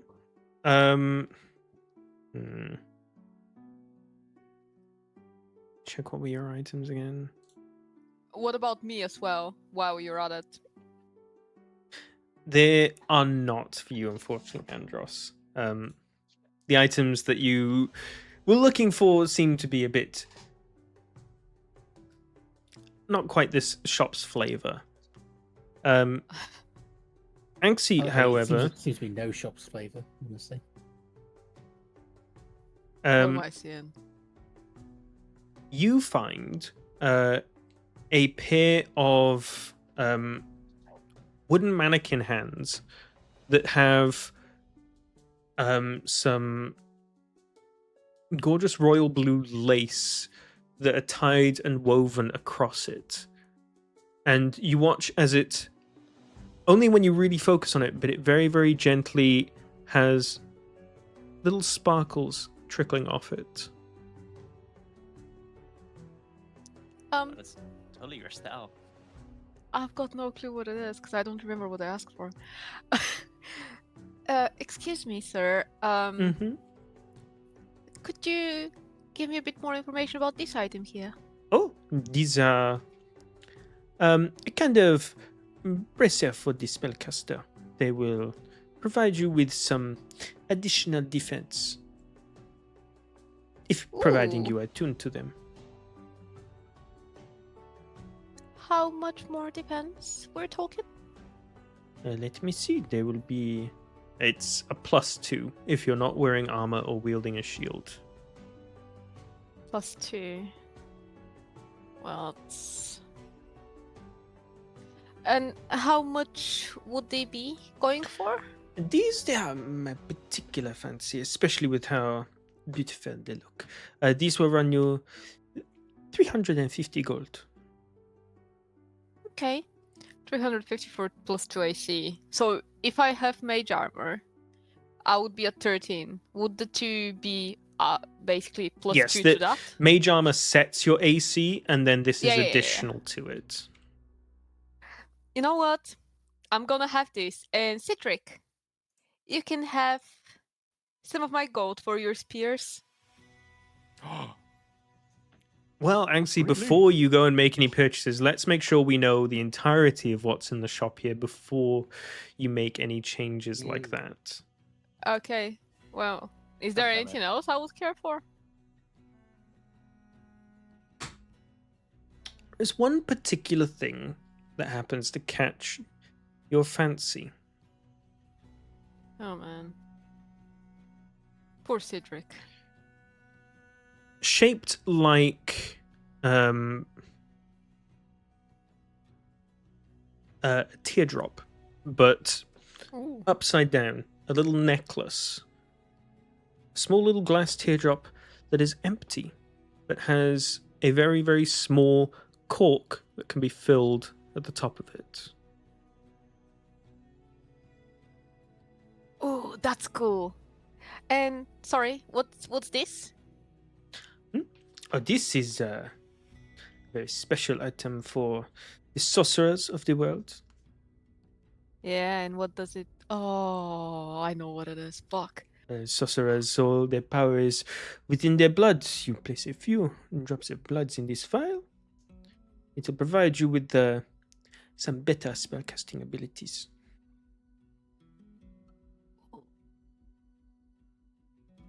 And how much does this one run for? This is quite a pricey one. This will run you. As he starts flipping through his little book. This one is 5,000 gold. It is a very rare Okay. item and will give you +3. Yeah, well, I was hoping it's a rare one, but since it's a very rare, I can't afford it. Cedric, you can have my gold. Oh my god. Actually, you don't understand. The spear feels special. No, you don't understand. This item is very good for sorcerers. Oh, at least That's you true, I have don't items understand. you can buy. Sorry? At least there's items you want to buy.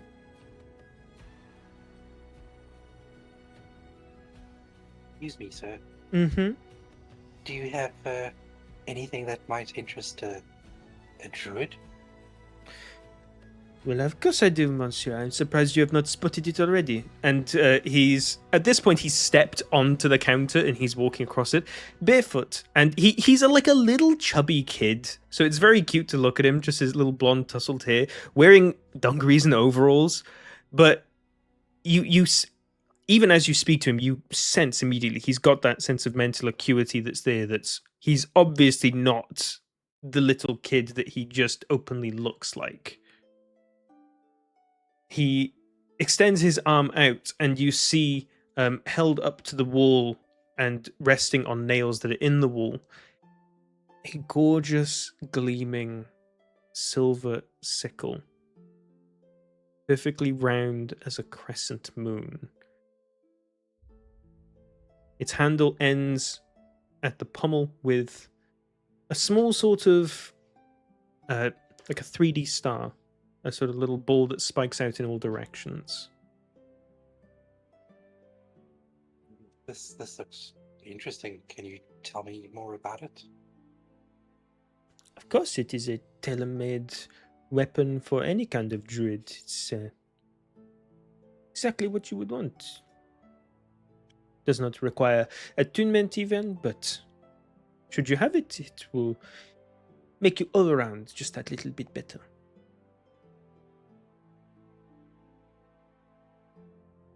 And how much is it? Sir? This one, it is not in the. Well, it is very pretty, of course, like all the golds that I'd be selling here. It's not as quite on the powerful end as most will be, but this will run you 200 gold. It'll give you a +1. It is an uncommon item. I think you can add that to the list of items that we'll be purchasing today, so Absolutely, of course, that is no problem. what else do you have that's sort of just general interesting items? Not necessarily for a druid, but that can be used by a druid or other casters. Can be used by a druid, but it depends on the kind of druid that you are, mon ami. Druids come in all shapes and sizes these days. I like fire. You have a penchant for fire. Woof! A spicy one indeed. It may not be specific for druids, but I have plenty of things that can emphasize the strength of your flame. If that is what you're after. It sounds very interesting. Tell me what you've got. Come here, little sir. And you watch he starts to walk off his counter and he takes a step, but you watch as you hear a very slight chime play as his foot takes hold on the air, and you see just like a very, very small little cloud comes under his feet at the point of contact, and he just starts walking across the air. He walks over to a small glass cabinet. Now this, my friend, is something very, very special. And he points down at something in the glass cabinet. You see on a little stand and on a cushion, you see what looks almost like a miniature sun in a very, very small orb. Only just about like around the size of like a polo, if you were like a 3D sort of like that sort of like size. And it's this constant slow whirling magma and flame inside of it.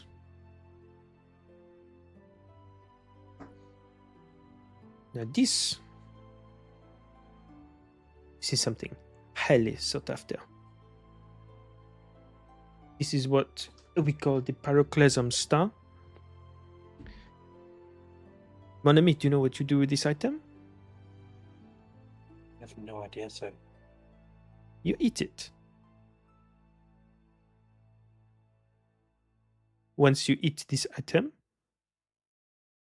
from here forth until your light is finally snuffed out, every single instance of fire damage that you do will be increased.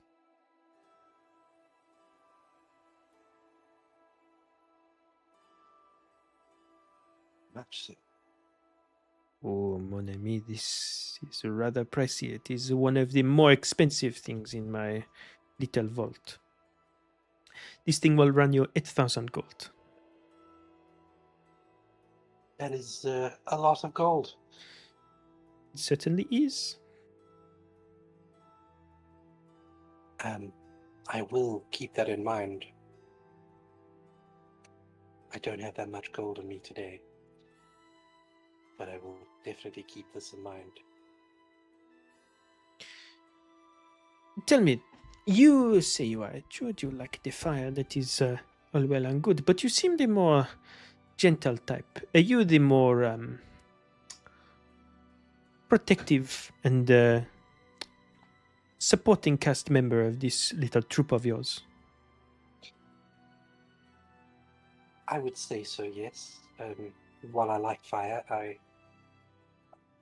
like to keep my party healthy. Then I might have something else for you as well.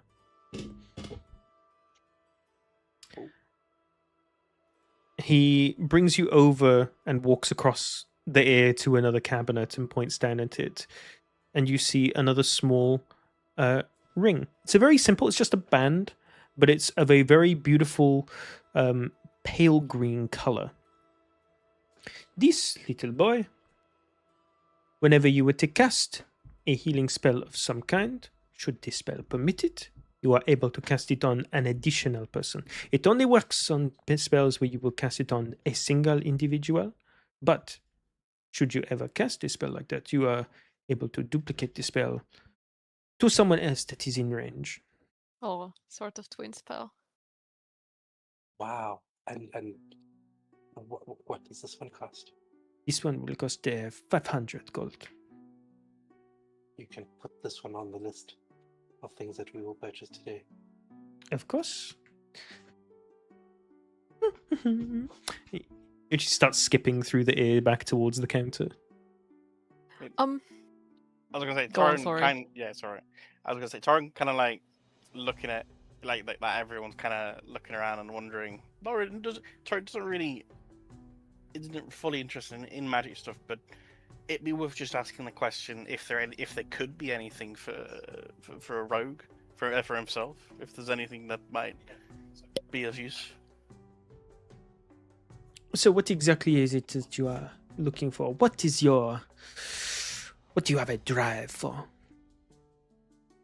Normally, I tend to be hiding quite a lot, but once I come out of hiding, I'm quite aggressive and quick. You are the sneaky kind, but you make it hurt when it counts, yes? Oh yes, definitely. I might have a thing or two for you. Let me think. And you watch as he was just stood on the air as he was looking and gazing at you. He sort of like puts his hand and starts scratching his chin and slowly like trust falls backwards and then starts floating around the room. What could I have for such a sneaky, handsome individual? Yo, handsome. I'll take it. I'm kind of like nodding my head, like, yeah, this guy knows it.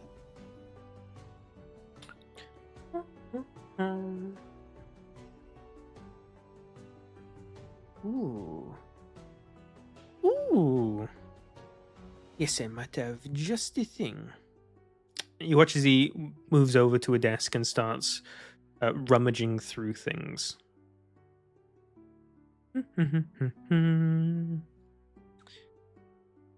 Yes.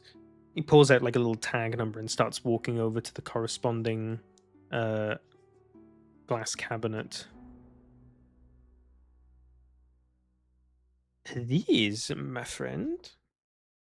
And he pulls out two very subtle but delicate looking leather wristbands. Black and delicate. Now these, my friend, I'm sure you are the kind of individual to pick your moments in battle, yes? I'd like to think so. Yes. And I say that quite confidently, but as I turn around, as I'm like looking at Angzi and everyone, like, yeah, it's been working, right? I remember the warehouse battle, so I just give you a confident nod. He knows it. Well, this is the kind of item that can give you a good peace of mind for any sort of battle that you may find yourself in. These wristbands can, once per fight. So you will need to take a 5-minute rest in between to make sure they're able to be used again. But once per combat can allow you to, if you are not in range of your target, blink to within range of your target to make an attack. They can only be used if you immediately make an attack against a target. You cannot use it to blink wherever you want. It is not simple teleportation, but for when that distance just doesn't quite make it, or if they're up high in the sky, 30 feet, this will allow you a blink and an attack. I definitely have had problems like reaching my targets. Noticeably as well. Should you hit with this attack as well, it will allow you to automatically re-enter stealth. Holy. That's kind of crazy. Not gonna lie. That is. I think that might. How much? What are these braces? This will run you 1,000. For you, I do 250 gold. 1,250. Wait. Oh, okay. Yeah. I heard something different. I heard that's gonna be 1,000 for you, but for you, I'll do 250. Oh, I was no, like, no, no, no, no. holy. It's like, oh, this is a huge deal. I mean, you I'll should buy marry them this little child, I Yeah, guess. I'll buy it off, and you can buy it back off me for 4 times the price. I'm curious about this person, by the way, because obviously they're not a child.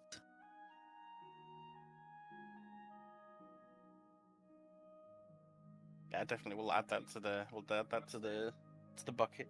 Yeah, you should.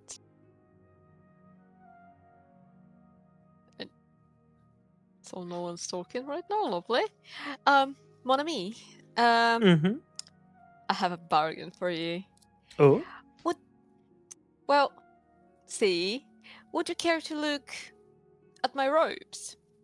I feel like that's an item you might be pretty interested in. I did spot them when you entered, yes. They look So, first question for the DM. quite magnificent. Mm-hmm. I remember them being very pricey. Fuck, how much did I give them for you for? No, I got them cheaper because of the, the whole ruse, but in the beginning they were like 10k. I need to consult my notes because it was 10 or 20. They were above 10, I think, or at least. But then they got lowered because of the whole, him closing the store.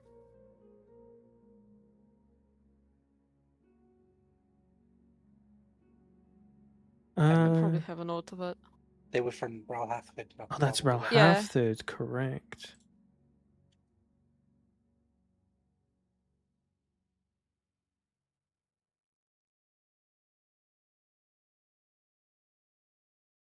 Are you sure I don't see them in here? Let me just. Oh, I can. Called the Bloodline robes, right? 22k gold. Yeah, I found it for you. Yes, I'm gonna there reply. it is. It wasn't Ralhathford. Here I you was go. looking at the wrong shop. Yeah. So they were selling for 22k. So I remember them being quite expensive. 2,200, not 22k. They are.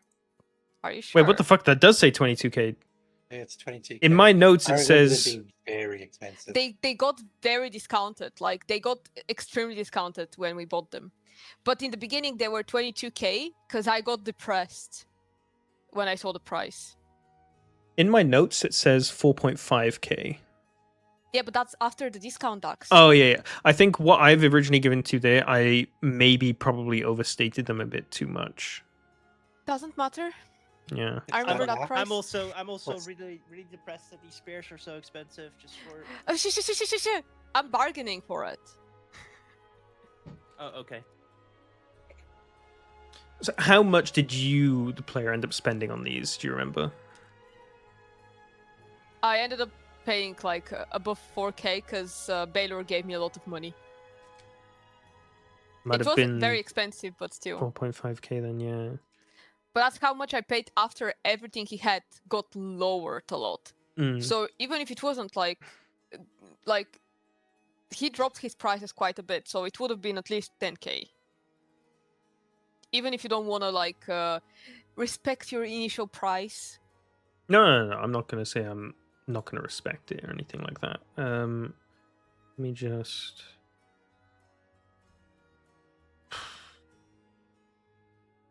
This would definitely come under a very rare item, so it's in the 5k to 50k gold range. So, you see, I'm very interested in the item you just explained to me.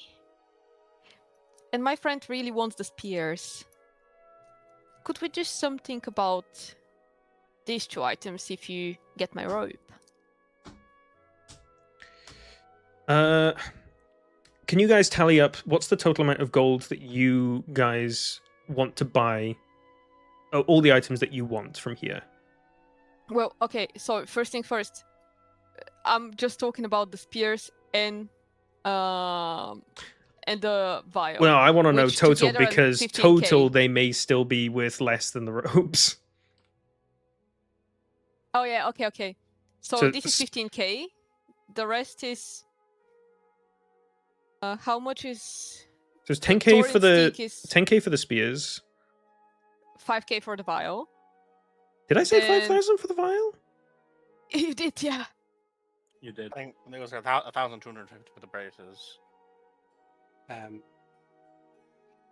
it was 500 for the ring and 250 for Okay, so the sickle. can you write? Oh, because the vials are very rare. Well? Sorry, yes. Please, Baylor, write your stuff as well, price-wise. So it's 16.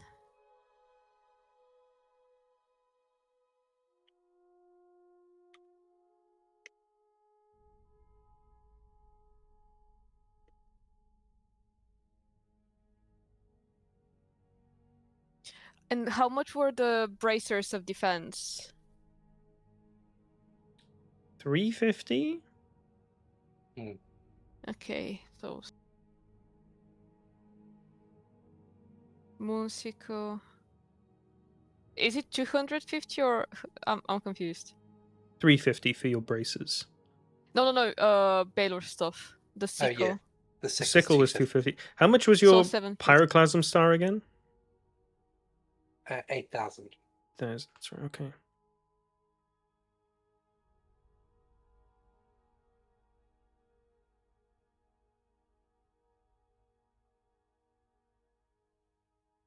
So that's the price of everything except for the star. With the star, it's 25k. Mademoiselle, you have kept these robes in immaculate condition. What can I say? I've cherished them for so long. You seem like you're a kind of group that rough and tumble out on their road often. I'm surprised you keep them in such good condition. You clearly have respect for your items. I do. Also, I would think that I'm quite skillful in protecting myself and my belongings. This is a matter of you casting prestidigitation so often is actually coming back Yeah. to help in this moment. I know! I've been casting it every fucking time we got dirty, so... This shit is in pristine condition. How much, guys, do you have that you're willing to spend? Quite a bit. I have 4k. Okay. 4.6k. I have 300. I have 300. Hold on, the dog's on my arm. So we would have- spend I can help. maximum 13k. Maybe. Okay. I'm bargaining. Hmm. Yeah, I can help out pay for something that could be expensive. Yeah, that's happening, Thorin. If you Don't can worry. wangle that fire star pyroclastic thing in Yeah. there somehow. Well, I'm thinking if you're willing to spend a bit more, there's probably some more things that you can get. More things. Oh, there's also 2 other things. The 20 gold for the 2 goggles of. I've paid for that. I've Oh. paid for that. That's Lovely. dealt with. You have that. I don't suppose there's anything for maybe weapon enhancements at all. A weapon enhancement, and it's not really my thing. I believe they sell you the weapon direct, or if you want yours initial one enhanced, you can find a better craftsman than me. What else is in there, Dax, that we might be interested in buying? Well, if the mademoiselle is willing to give me something that is clearly so precious, I must try to find something of proper worth to trade it for. Oh, you're piquing my interest. Hmm. I got some drugs on me, by the way. Could sell that. I don't think he's into drugs, brother. Oh, okay. You You've got watched speed. you watched the little kid grab onto his dungarees and pulled on them slightly. He sort of like waves side to side for a bit and and like a little cherub starts like skipping upwards towards a back shelf at the back of the room and starts thumbing through things in a drawer somewhere. I'm so excited. What could the mademoiselle be after? I assume you are a sorcerer. You assumed correctly. Good. Sorry. I just, need to make sure of these things before I sell on the items. He would hear in his head, I understand that precisely. Please take your time. Giving him some hints.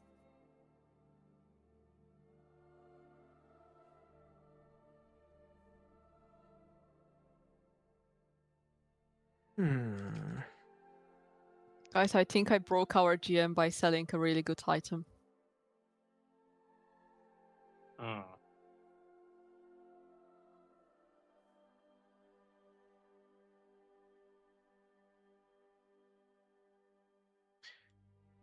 Aha! It's taking him a long ass time. Here we go. You watch as he picks up a little piece of paper and starts floating down to a cabinet that was previously locked. And he snaps his fingers and you hear the things slide open.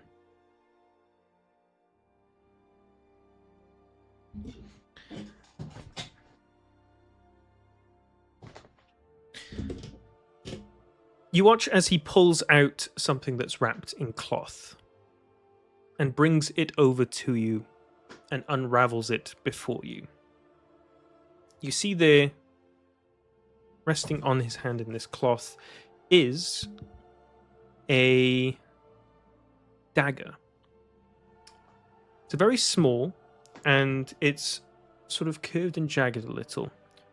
One thing that's really unique about it is that in the middle of the blade of the dagger, you see what looks like a galaxy. And throughout the rest of the blade, you can see stars slowly moving across the blade itself. The hilt of the dagger, you see just a cloudy nebula that adorns the hilt and the strap that you would hold on to. It's of a dark bluish and sort of like purpley hues that are all around this thing.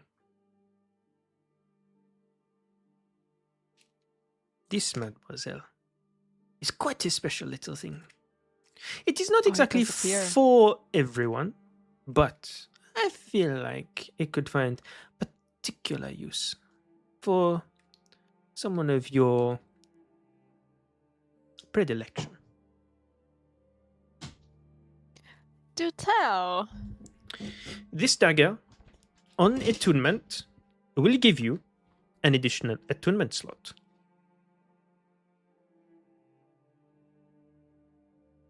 On top of that,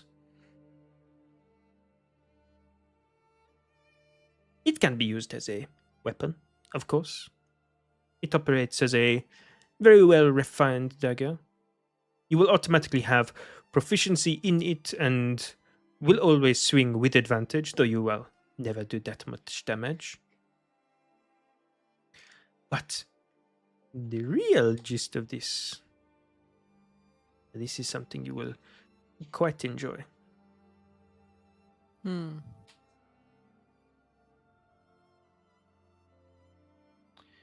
Twice per day, if you roll to attack with a spell, you may use a charge of the weapon, and if you would fail, you will instead succeed.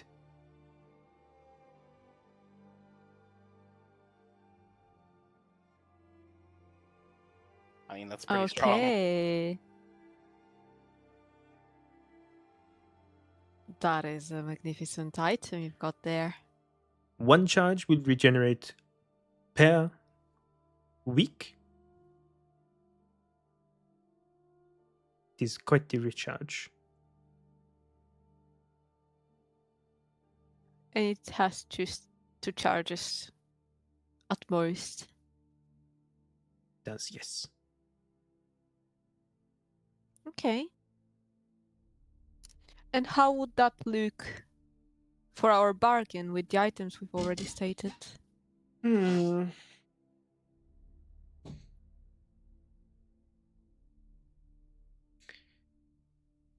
I would say if you and your group were to give me an additional 8,000 gold, I could give you all the items you have been looking at. 8,000 gold additional with the ropes. With your robes. Guys, I think that's a great fucking deal. Wow. And then that is with the little fire. It's with your fire thing. It is. So that's just to be clear. What items are we getting? The spear, the fire thing. You're getting both spears for one. We are getting Yeah. both spears, Cedric, because of me. Yeah. We are getting my Because of vial. me. Well, it is because of me. I'm selling my fucking ropes. No, go on, go on. What else? I'm getting this little dagger and my vial. Thorin is getting his little bracelets. You're getting your braces as well. I'm getting my little bracelets as well. Okay. Shift is getting The his fire little heels, sickle, the healer ring thing, and the fire breathing shit. That's mental. He gets 3. Okay. It's not fire breathing, by the way. It's once I he called it that once he way. consumes the item, every instance of Yeah. fire damage will have +3 damage. That's Okay, mental. okay. And what do the braces do for Thorin? Just quickly. Shadow step and vanish. Yep, it's shadow step. Yep, that's Okay. exactly what it is. Yeah. And then the only person left out here is Andros. But He can have he can something. he can have the spear I'm not gonna use, you know, if he wants. Yeah, he can get the demon spear. We need to find something for Andros, I think. I think we need to find. There was nothing for him when he asked. There's Is he- nothing for Warlock specific, though, right? Do you have any kind of ominous pets? I have or a. illusions around here? I was thinking of giving him the dagger. Yeah. Oh. I don't cast that many spells that require me to attack people. So for him is better. Thoughts, Ooh. Andros? Would you like the dagger? It's not really that good for me. The only attack I really do is Eldritch Blast, and I hit that 3 times. So, like, guaranteeing one of them doesn't really do much. What about Zinni? She's not here. Okay. Yeah. Yeah. No, okay. Yeah. Not sure. Well, he knows that, but yeah. Yeah. Yeah. I mean, I was like if we're all getting something, like surely Zinni would probably want something, right? well, yeah, but we don't know what she would like. Um, She can have the dagger as well. I was going to say the dagger might be good on Zinni. She might like it, yeah, because she does get upset when she doesn't hit.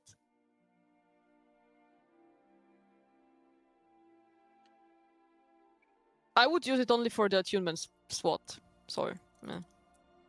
It's giving you an attunement slot, but it takes an attunement slot, so you're Exactly. not really gaining anything out of it. Exactly. You're just getting one free attune of the damn Any thing. powerful magical item requires attunement, so it's basically just like a powerful item that doesn't require attunement effectively. Exactly. It is a nice item. I think she might like it, so we are getting a good item regardless. We can try and find something for Andres, but they said they had nothing. Maybe there's a magic shop in the lower levels of the city. Okay, but how does that help the situation now? Because we are getting a very good bargain, so... Mhm. Are we all agreeing with the bargain here? Yeah, I am. Yeah. Yeah. Dax, you know what is in stock in the store, so is there anything that Andros would like and could use? I think I may have spoken a little too soon when I said there was nothing Andros could use. There is almost definitely something that he could enjoy. Like what? Just give the horn back to him.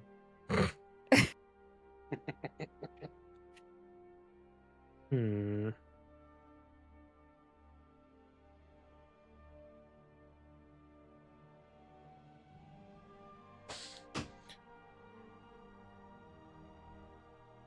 You see this little boy floating around the room, and he sees the one individual that's been looking rather solemn and not really gazing at too many of the items. He sort of floats down beside you, Andros, and gets in your way. And you see he's got like his hand on his thing, he's lying sideways. Monsieur, are you a spellcaster of sorts as well? Yep. You seem like the rather brooding type. Have I got you, do I have you pegged? Sure, I guess. Hmm. Well, it just so happens that I might have a thing or two for you. Hmm.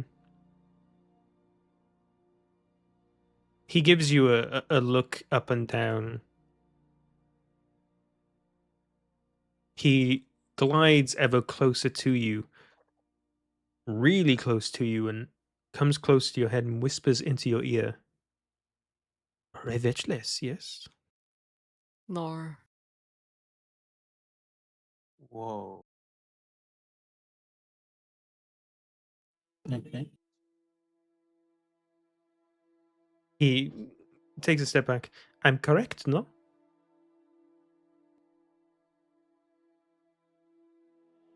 Does Andres know the name of his patron? I guess, yeah.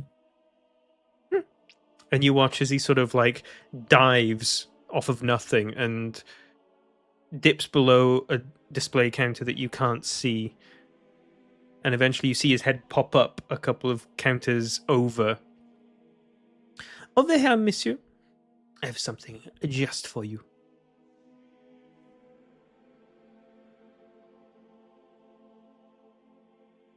He brings you over, and you see tucked and folded in a display cabinet is a cloak. This little thing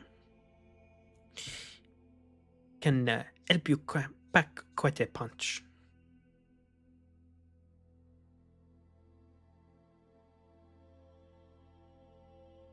Whenever you were to hit someone with a cantrip, you are able to add the stat modifier of whichever stat you please to the damage.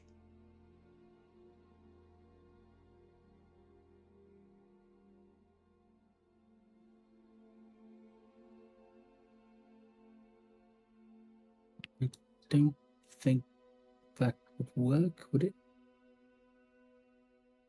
Excuse me, mon ami. Of course my magical items will No, work. I'm talking out of character. What do you mean? Well, because my invocation already does that. Can you ping your invocation in chat?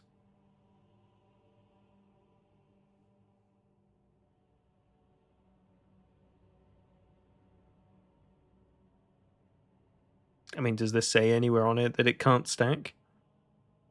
Or that... Unfortunately, General, I couldn't. Fucking hell. I mean, the thing itself says the invocation is repeatable, but the item says add X to your damage of your cantrips. You can add the charisma modifier twice.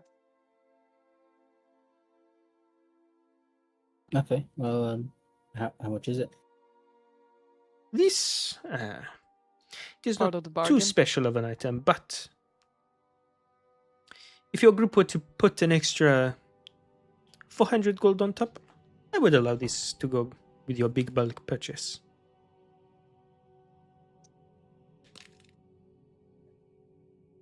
Torrent, For can you say it? 800, 8,400. Oui. Pretty good.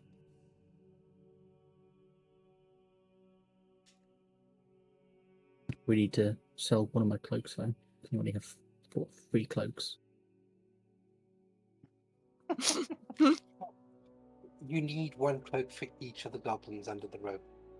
Yeah. Hmm. Okay, Well, I mean, so I'd need to sell something because I've got 3 achievement slots used. So I guess, like, does he want to buy Pearl of Power for anything? Did I say it requires attunement? no. I presume so. Did I say it though? You did not I say don't it. think I so. don't know. Then I didn't say it. Okay, sure. Chee.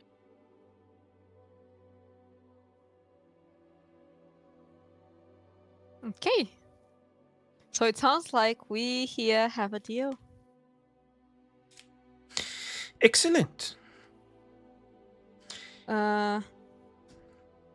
So, guys, out of character.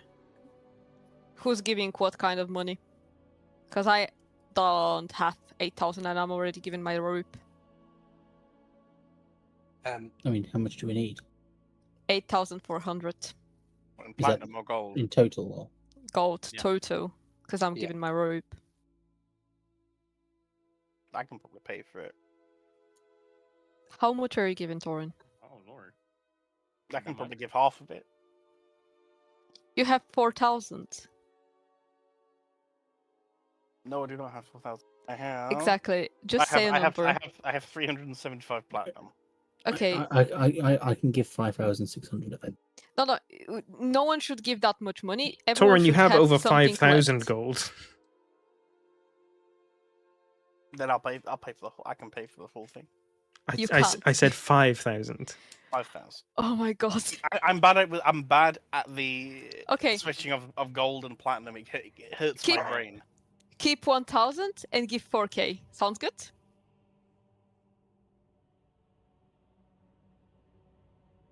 Okay. How is that breaking your brain? No, that's not breaking my brain. My brain was just thinking that is a lot, but no, I can do that.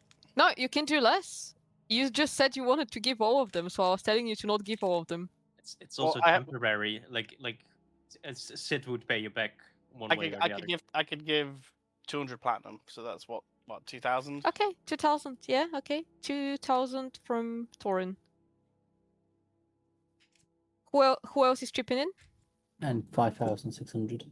No, don't give 5,000. Give maximum of 3k. 5,400. So just Uh, to be clear, we're talking about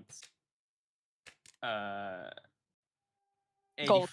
8,400 gold, which is no, Yes. 840 platinum. Yes. Yes. Yeah, then I can give 100 platinum. okay, so you're giving 1,000. I'm gonna do 2,000 as well. Baylor, how much can you give? How much are we up to there? 5k without Andros's. So if you take out the rest, I mean, if you take out your 2k, then we're up to 3k, which means it's 5.4k that needs to be going in, right? Yes, it's exactly So how much you Andros has. You keep your 2k, and me and Andros split the 5.4k. Okay. Letting Well, Platt that's keep what her you want. money. Yeah, we'll each do 2.7k. Is that okay? Oh, sounds good to me. I You giving up your robes here? All right, so 2.7, 2,700 gold from Andros and Baelor. 2,000 from Cold. 1,000 from Sid. Yes, and everyone's getting their items. That's crazy, isn't it? Yeah, man. Sorry, And did you say I'm- 2000? Sorry, did you say 2,400 from me or 2,700. 2,700. 7?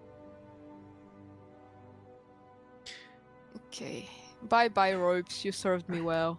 As he's packing together all these items for you and handing them over, he looks over at you, Sid. Monsieur, are you not curious of what these items do? You are the only one who has not asked me for a description. I was going to ask if he didn't. Yeah, same. Well, since we're here, I suppose so. I just kind of had a feeling about this one. I'm a little bit of a instinctual being, if you know what I'm saying. I understand you, but I mostly ask in jest because the answer is that it is actually dependent on the individual, the effects of the items themselves. That's cool. Whenever anyone attunes to them, it is completely unknown what it is that the item would do. The only consistent across the both of them is that if a full day cycle of 27 hours passes and these items are out of 200 feet of range of each other, both of them will disappear and appear on the celestial plane. Right, we gotta keep them together. Okay. Oui. And you don't know exactly. Well. Okay, so I do like the way they feel. And, you just saw me swinging them around. I assume they're quite effective in battle. At least the one that I prefer. Of course. But you're saying there might be some side effects depending on, well, me. I wouldn't say anything too negative. Hmm. I see. Well, I do, yeah.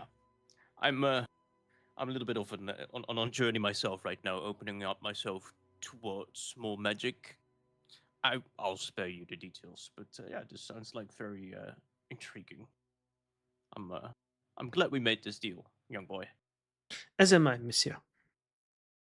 Can also say you're the smartest, most adorable little boy I've ever met. Also, the only boy that ever just runs a magic shop. It's incredible. You watch as he Your sort parents must of be very... blushes a little, makes like a cute face at you, and is like, thank you.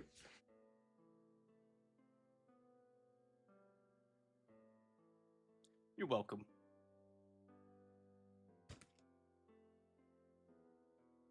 Well, I have found that our transaction has been most agreeable.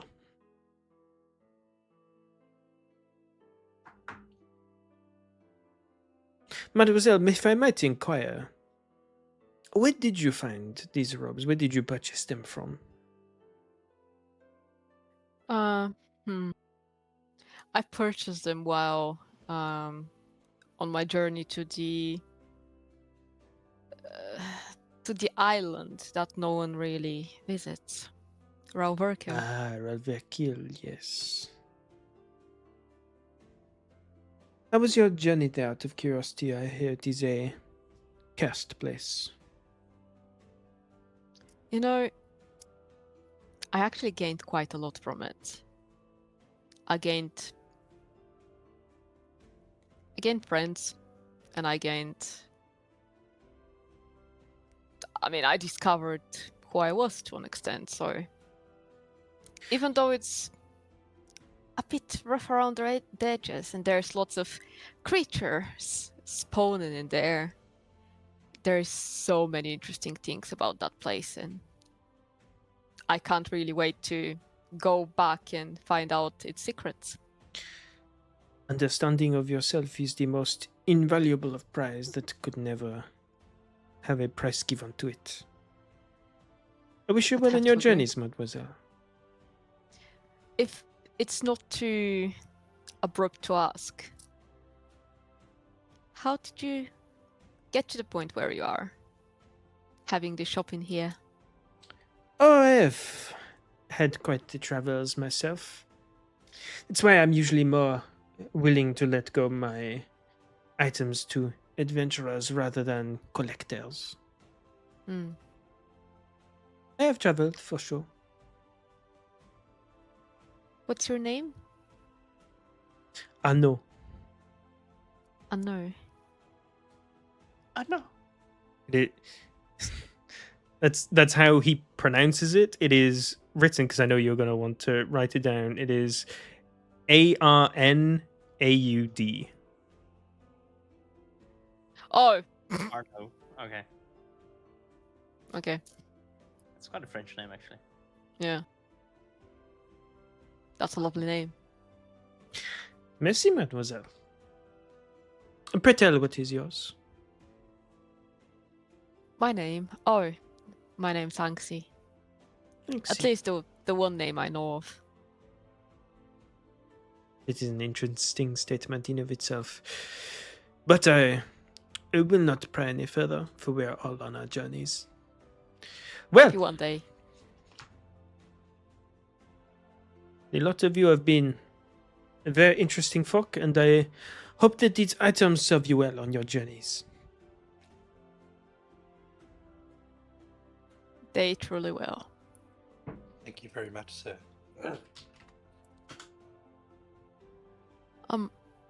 Before we go, may I ask you for a direction to the library?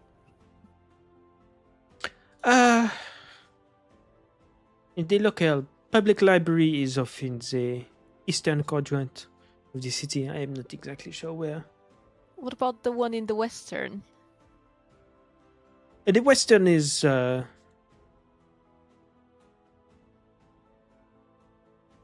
I've forgotten where I said what was where. You said You west. said That's why. west. Did I say Yeah. west? Yeah, so there you go. Scratch that. It's in the western section. It's the fucking university that's in the north. That's right. For a moment, you were like, "Do I improvise another library?"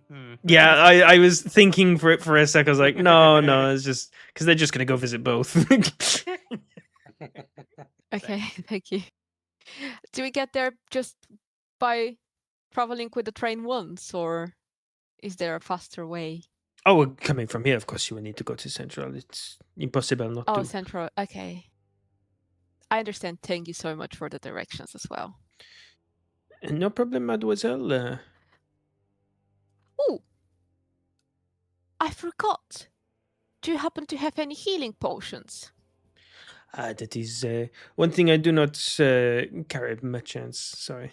That's understandable. Well, it was worth asking. Is there perhaps a adventurous supply store of sort which would carry things like healing potions and such? I'm sure you could find something within the city, but I do not travel the city much myself, unfortunately. Oh. Do you just... I like to travel home in between shifts. May I ask where home is? Home is wherever the people are that you call home.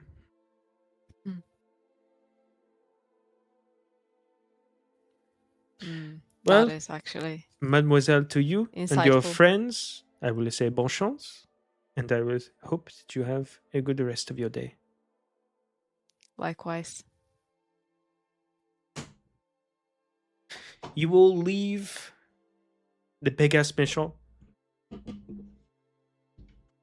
with your pockets much lighter, but your hands considerably more full. The only lighter thing is my clothing right now. I don't have my robes.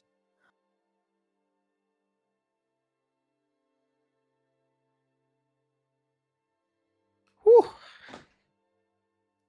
I reckon we're now going towards the train and doing the same thing, going to the library. Can we maybe skip that? So You're in the northwest, right? You could just walk Yeah. there from here because it's just in the west. That's what I asked, though, and you said that we need to go back to Central. Yeah, that's when I thought it was in the east because I mean trains Okay. to anywhere. It's just like if you're Yeah, traveling by train, you would always have to go central and then to wherever. But you know, I know, but I asked after I specified it was in the western. Anyway, we can just walk. Let's you walk. can.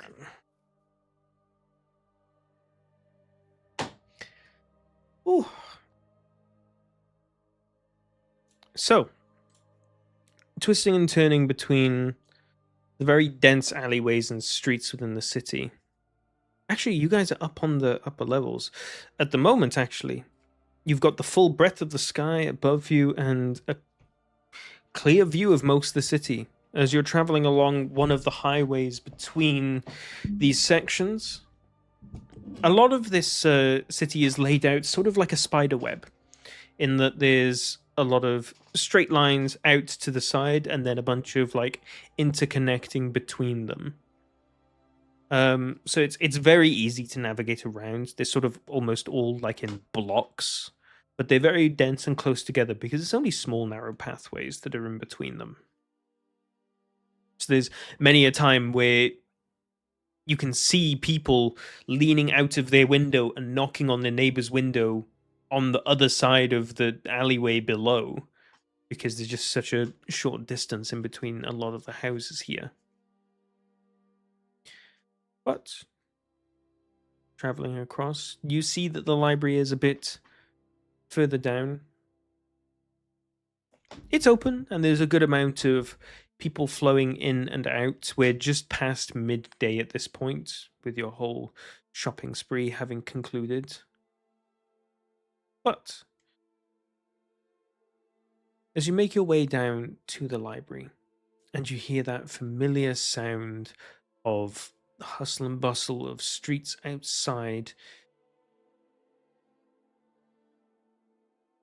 perfect good weather oversight, and distant sounds of trains moving, that is where we'll bring Minded. tonight's session to a close. Nice.